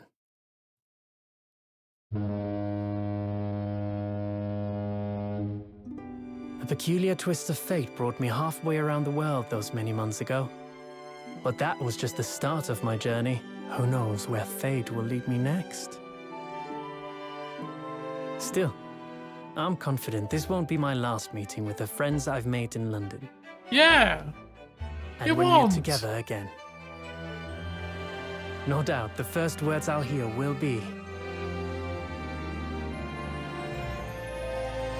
Come, the game is afoot.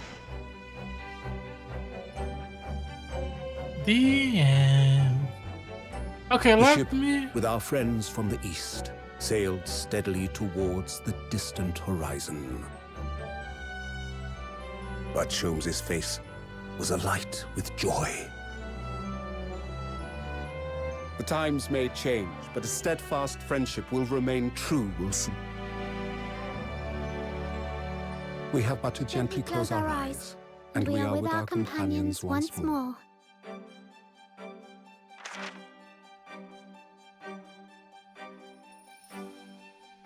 So I do just that. And when I do, I can hear his strong, familiar voice ring out. Objection! God, his objection is so weak. Bruno.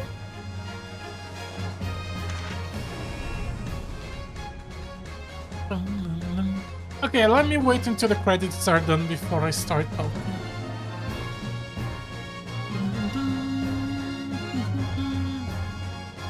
Are we gonna get a cutscenes during the credits? Yes.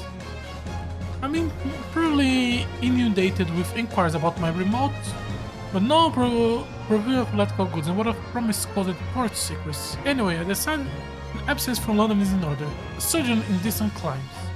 Nepal, Japan, perhaps? I understand that wardrobe class incurs no change whatsoever.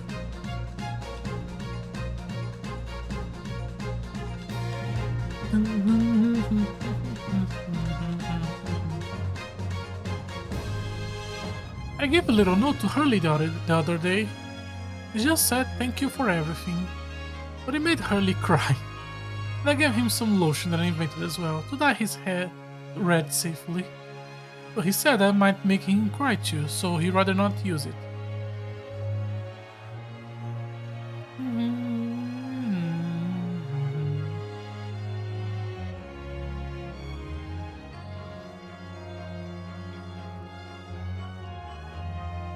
In those days, when I was known as the Reaper, I felt your presence at my side. Once, unable to bear the burden of that green pseudonym, I even retired from the courtroom. Despite everything, I still have to wear your prosecution. I still wear your prosecution badge. The darkness that once beset me is no more, as you two are no more. In the words of a young foreign friend of mine, I must strive forward towards a brighter future.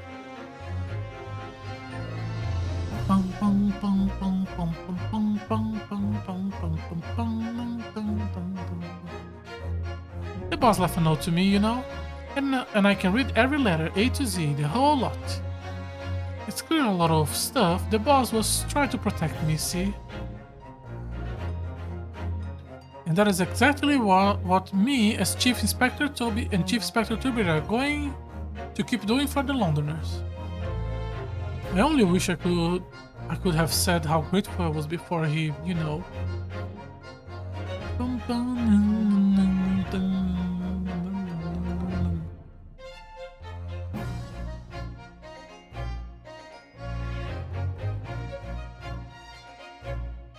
Oh, you get a conclusion? You know, the truth is, I'm not the upstanding fella you think I am. You might be a diver at heart, but it's a good heart. You have reminded me I need to be true to myself. And I got one more job to take care of before it's start out to London's town for the foreseeable. And then, I gotta complete your education in the art of the detection a la Gregson.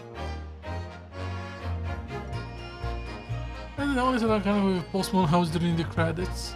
I am surprised he actually gets it. I guess because it's a flashback, so it's okay. Oh, you still here. Your Excellency, this man is accused of illegal entry. Objection, oblique, overstate, overruled. The minister has been denying Britain anyway. Who is this catfish counts for defense? Women are forbidden to enter. Do you guys not have anyone better to show as a defense attorney? Perhaps I should have engaged the source for a regular legal team. Yes, you should.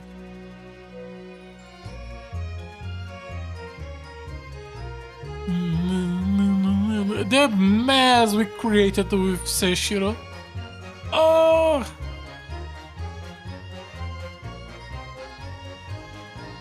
Who else? Ah! Oh yeah, you are alive. Mama, is it true about the Japanese people? Are they experts of filleting corpses? Yes, they are. Fish corpses, on the whole. I like to hone my own filleting skills. You don't mind, do you, Mama? Yes, I do. I'm not a corpse yet, am I? No. And I am glad.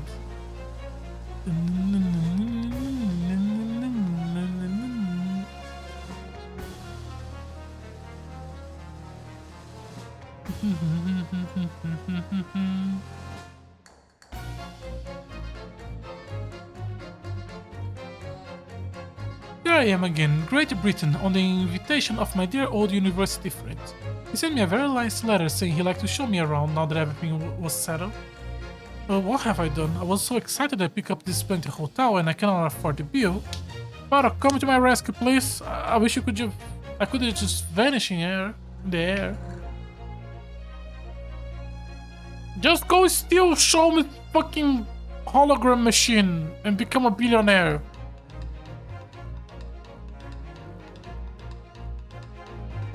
When I went to make the waxwork impression of the killer in the cemetery, I realized what had happened.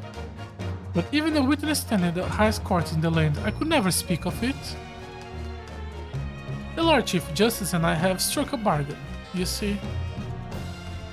For a faithful reproduction of the visage, there is nothing we Topsails would not do.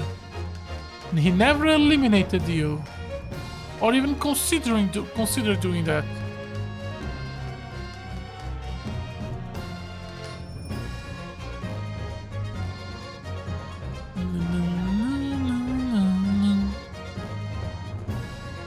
Hehe, everyone calls me Gospist. I sell jaunty little tidbits of the passengers by, you know. Everyone called me Pino, and I sell spaghetti. It's more already than my head. Everyone, they call me... No, I cannot do it. This is ridiculous. Oh, Deli, how charming. You made a lot of new friends here, I see. Yes, and when we release it, we are all going to strike it rich together. Okay.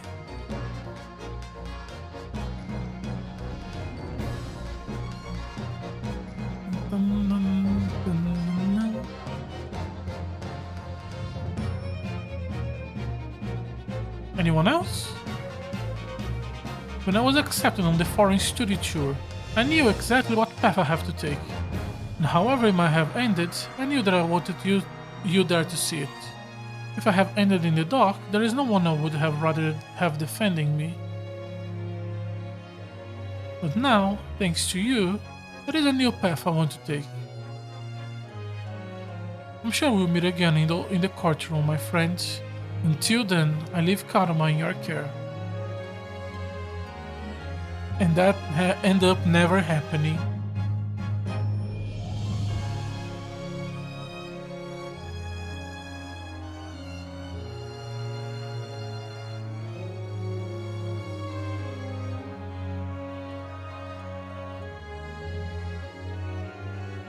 I made some tea, Naruhodo-san. It's important that you rest whilst you can. Once you arrive in Japan, you shall be busy establishing your new office, and you know... I'm so delighted to accompany you after all. Your talents have been recognized by a great detective. Because you really are the greatest of lawyers. A great ace attorney. Lower the curtains, the game is done. There we go, we can now go home.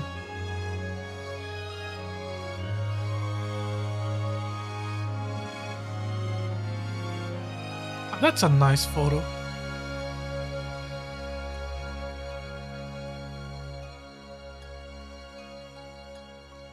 Ikotobe was the one taking the photo, I'm going to assume, because poor man.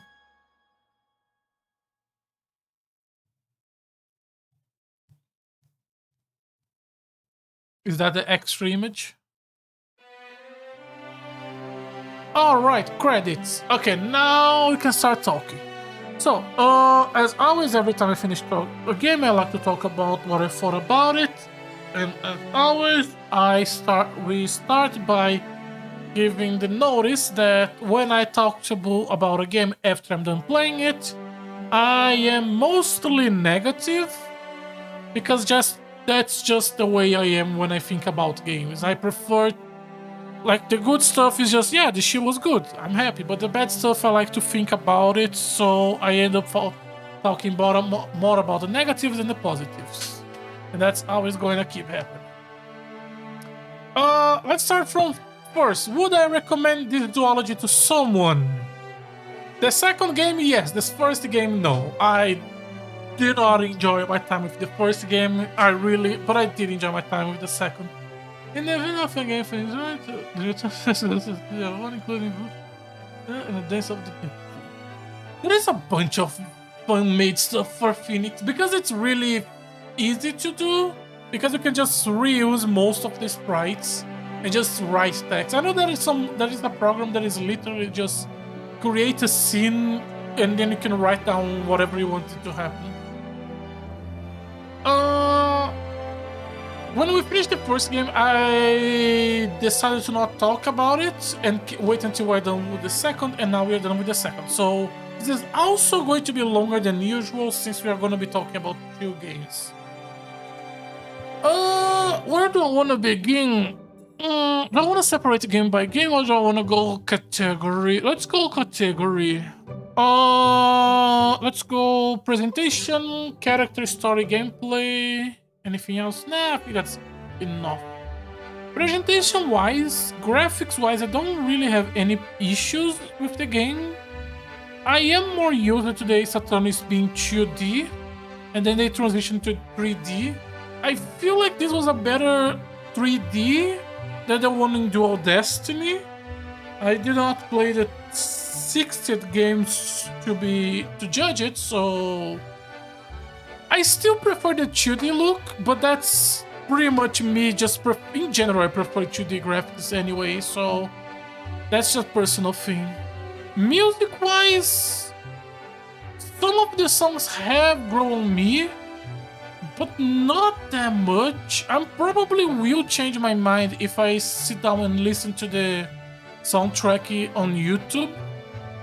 But none of the songs really pop it to me, much like the ones on the Ace Attorney. But that's also because the soundtrack of the first 3 is so fucking good. It's so above everything. So many times when I was playing those games, I would stop just to hear the music. And it's not a bad soundtrack, just never really jump at me as much as the other ones. But maybe if I listen to them on YouTube, I would change my mind. There isn't that much to talk about presentation-wise. The models were good, the artwork was good. I do have to remember that this is not a Steam game, this is a DS game. And to a DS game, it was good.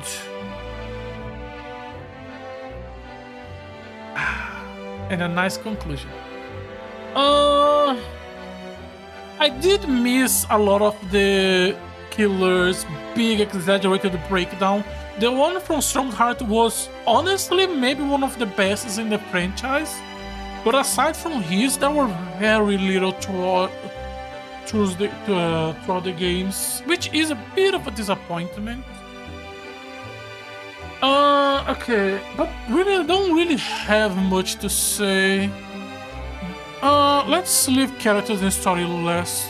Gameplay. 2 halves, investigation and courtroom. Both with a new gimmick. Let's go investigation. Investigations were a little bit... Honestly, both were more linear than normal. Anything else in the post-credit? Before I continue talking? The Great Ace Attorney 2 Resolve. The end. Let me take a screenshot. I like taking screenshots of the end. Give me the extra so I can look at the... Oh, that's a nice picture. Oh, that is nice. The anime cutscenes in the first game did look good. It is a shame that they didn't have it for the second. But still, the animated scenes with the voice acting were still good anyway. Special content. Let me grab a nice image for us to look at. Oh, I never end up using you.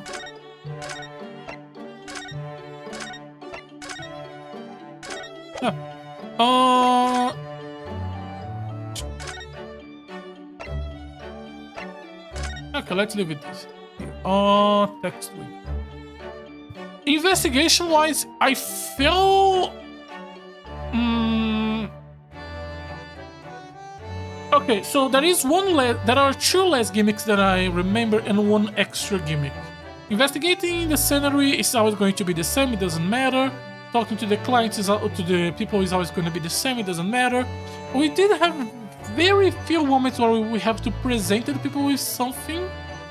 But maybe that was mostly on optional and I didn't really go into that. We don't have the investigative minigames of like checking for blueprints and whatnot, which they really pushed for the DS for you to use the touchscreen, but I never really cared about them. On the other hand, losing Psylocke is a shame. I love the Psylocke system.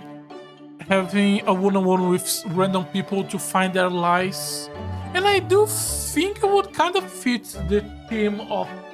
would it... Lies is not really a theme of the game. It does kind of feel like the game is going in that direction when you are on the 3rd case and you have the McGilded case. But we never really went to that side. Days of Deductions, on the other hand, is the new gimmick and I don't like it. Presentation-wise, they are fine. The one in the... Which court was it? True 3? The one in the... what's the name? The Great Exhibition. That one was amazing presentation-wise. That one was so fun. But gameplay-wise, I hate it. I hate how you have to do it twice. I get angry every single time. And then in the final one, you don't do it twice. You do it once. And it's great. And it's genuinely fun. Why didn't you make it that way, all of them? It is a bit disappointing. I do hope if we eventually have a sequel, because this game absolutely opens the space for a sequel, that they make the Great Days a once and then instead of this double. The double really, really hurts it for me. But it is... If they use the last one as baseline, I would be happy, because then it would change into a really fun gimmick.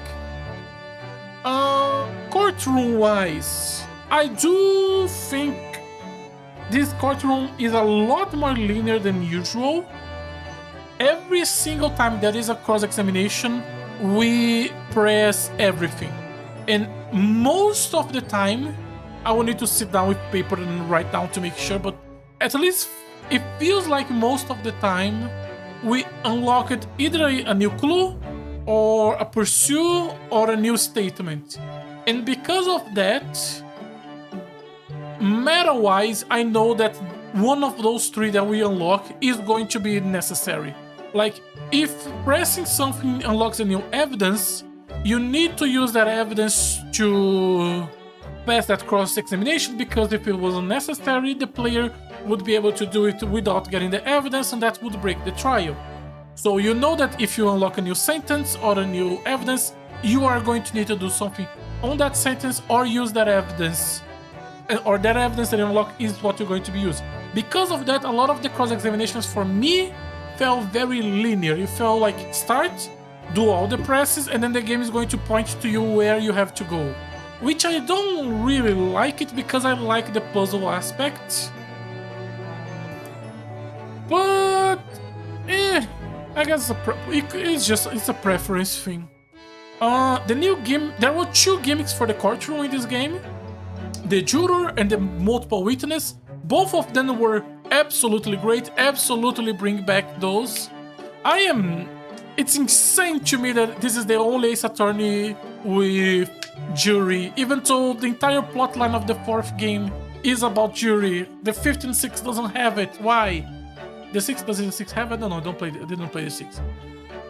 The multiple witness is also really fun. Having them play with each other is really good. Most of the summation examination is really fun, but I do think it's weird that we essentially have plot armor written in the law itself. Because every time we're gonna lose trial, we can do a summation examination and they can just change the juror's minds. And there is a case where we do 2 summation examinations, which implies that there is no limit. We can constantly keep doing summation examinations as much as we can. We can never lose a trial. It's a bit weird. I think it would be better if it was just a once and done deal, but they also kind of mostly use the summation examination very early in the trial. Did they? Maybe I just misremembering. It feels like they do. I really hope they continue using the multiple witness and the jury. It is good. Okay, let's start the behemoth. Let's start characters and story. Okay, so first, I felt that playing this game felt kinda really weird to me. It always felt a bit weird to read the text, and that is not something that I felt on the other games. But that is the point that I am reading the text out loud, which is something I have never done before because I'm streaming. And I do not have a strong English. My English is self-taught, so I have a lot of problems on it. But I have a lot of difficulty a lot of times. I don't remember having those difficulties in the other 3 games. I don't know if they have a different writing style of this game, or I'm just misremembering because it being like more than a decade since I played the other ones. But it did feel strange enough times. And I don't think there is any game I streamed yet where I felt the same way. So I don't know if it's the writing style or whatever, but I did have some problems with it. The pacing was also... Okay, the second game had better pacing, the first game no. The first game pacing was bad. The third case have good pacing, the 5th case was a bit long, but it never felt too long because it was a really fun case. In the first and second case of the first game was painful. I generally think if I was just playing this on my bed instead of streaming, I generally could have seen me drop in this game after those 2 cases. They were not fun, they were not good. It was so fucking slow. But then the 3rd case was so fucking good. Oh, I love the McKilded case. I love that case so much. 4th case felt like a nothing. 5th case was really fun. But it was a really fun case. It wasn't a good conclusion. I genuinely did not really think... I don't like what they did with the first game. So much of it was just build up for a second game, which... For me, they were released together, but I have to acknowledge that originally in Japan there was a 2-year gap between the 2 of them.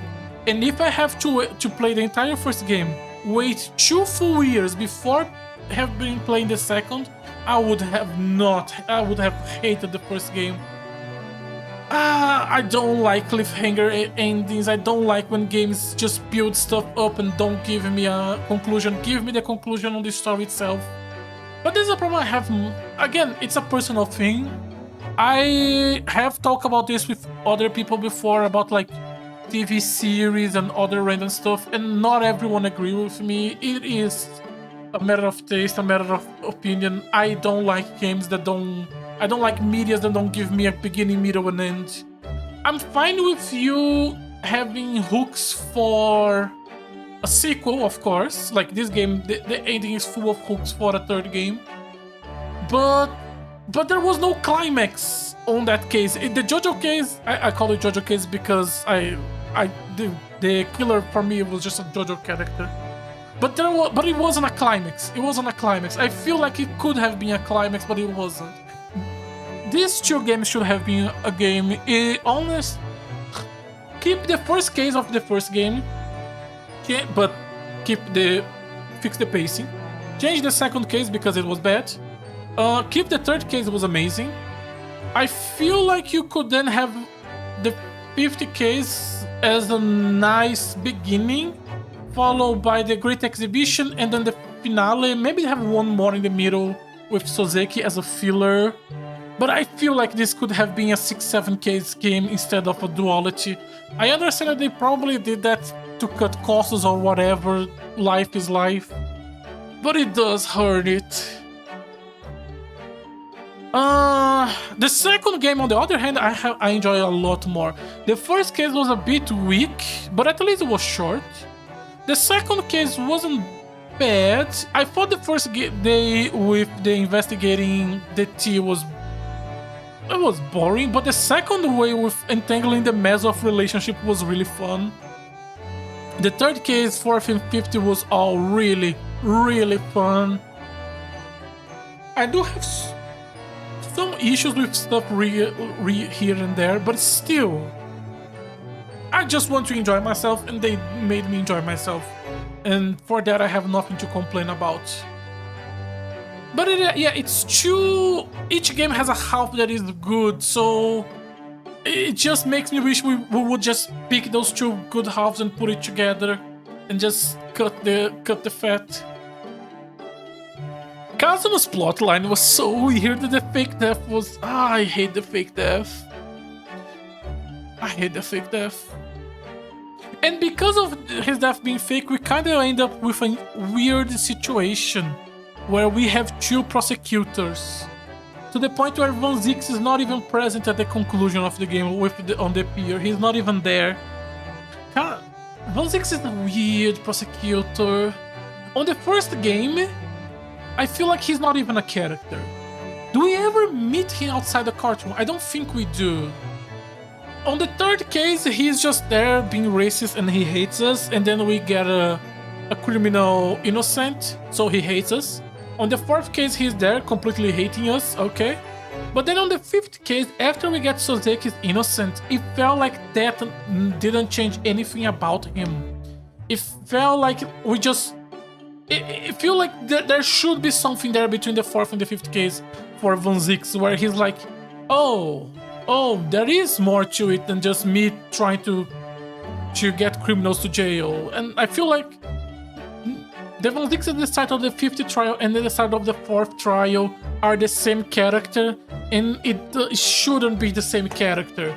And he never have an arc, he have never something, and then we reach the climax and he's still there. He feels like he's the judge. He's just a character who is there for the story.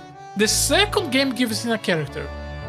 At the third case, we really start developing him and start giving him a lot more, and he becomes a lot better. And then he stops being a prosecutor because Kazuma needs to take the stance. So that's the end. And then we just talk to him as a person outside, but never as a prosecutor anymore, which is a bit... because we need to shove both his plotline and Kazuma's plotline. I feel like they could have done a lot more with Van Zix. So much is just spent him being... Here I am. I am intimidating because my character design is intimidating. I am more goth than the... what's the name of the guy from the first game? I don't remember the name of Miles' teacher. Von Karma. He's just a more edgelord than Von Karma. But younger. I did not like his drinking gimmick. His wine gimmick is just Godot gimmick again, which, give him something better. Give him something new. Naruhodo was a fun protagonist. He had a really fun arc on the first game with the whole not really understanding what to believe after McGilded, but then listening to Soseki and Genos cry and doing what is best. It was a nice arc, but he also felt that his arc did conclude in the first game, so there wasn't that much to conclude on the second game. more, I don't know, more resolve, always more resolve. I did like Strongheart as an antagonist, but I do think he gave up too easily. I feel like he could have fight more tooth and nail. I love Iris. I'm impartial to Susato-san, but on the other hand, I don't like Maya, so that's an improvement. Who else?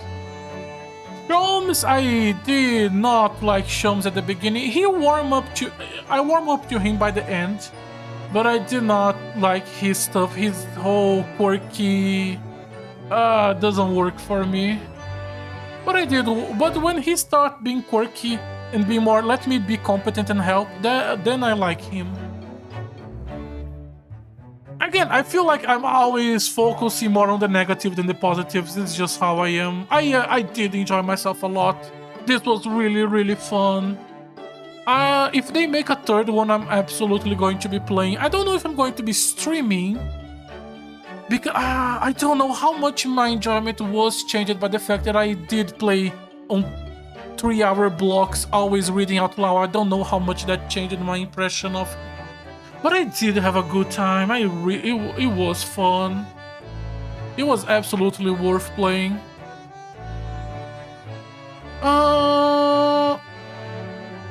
Gregson died. I still can't believe Gregson died. The supporting crew for these games are good. Gregson was good. Gina was good. Iris is good. The supporting is good.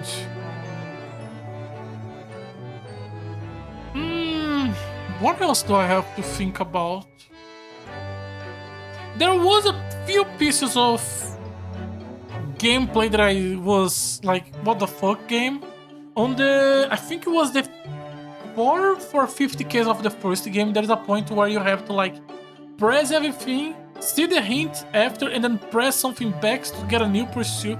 There are some things in this game that honestly they could have fixed. I still enjoy it a lot. There wasn't a lot of guess what I'm thinking, which is the problems with this game sometimes. But this one didn't have that much of it. I do want a third game.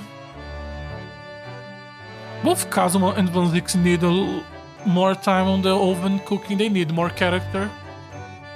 We really never talked with Van Zix outside of the courtroom the first game. Do I want to address the racism stuff? No, I don't. I'm not British nor Japanese. I'm not going to. That's a problem for those two, not for me. Nope, not touching that. Oh yeah. Naruhodo's voice is bad. He has bad voice acting. His objection is so weak. Why is his objection weak? His, what's the word? Hold it? His hold it is good. Most of the people's yells are good, but Naruhodo's objection is bad. We should have voice acting. We have already crossed the point. It's 2026. We should have voice acting in this shit. Like, there are, like, okay, I understand that Ace Attorney is supposed to be low budget and all, but there are visual novels that are much lower budget than Ace Attorney, and they have full voice acting. Come on, Capcom, you are not a small company. Put full voice acting in these games. Yeah, I don't... what else do I want to say? What else can I think? I have a good time. And probably most of the time after I'm done playing the game, and like a month or two pass, I normally end up having a lot better memories of it. So I'm probably going to end up liking this game a lot more after some time. Would I say this is peak Ace Attorney? No. I still prefer the original trilogy. Ace Attorney 3 is still... holy shit, I love that game. But still, fun game. Would recommend to play double with a big asterisk of the first game. It has a lot of issues on the pacing, so be patient.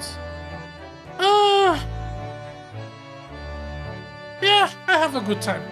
Okay, let's move on. Let's close this book and open the next. The next game we are going to be playing will be Pragmata, also from Capcom. We are not stopping the Capcom train, which we will be streaming tomorrow at my usual time. We end up finishing this earlier. I genuinely thought today's stream was going to be 5-6 hours long. No, we end up finishing the game on the 3 hours mark, which I was not expecting. Tomorrow's stream is going to be on the usual time. I will be able to stream this full weekend. So we should be able to play in Pragmata non-stop until we are done with it. And after that, we are gonna go back home. We are gonna go back to play some old retro games. Probably gonna keep playing retro games for the next 4 or 5 months. I don't really have anything else coming out that interests me. So, yeah. But we don't need to worry about that for now. We can worry about that after we're done with Pragmata starting tomorrow. So, as always, thank you very much for watching today's stream. If you're interested in watching more of my content live, I try to stream on Twitch every day. If you're interested in also of my old content, I try to archive everything on my YouTube channel. Once again, thank you very much for watching, and hopefully you will join me tomorrow. Bye bye!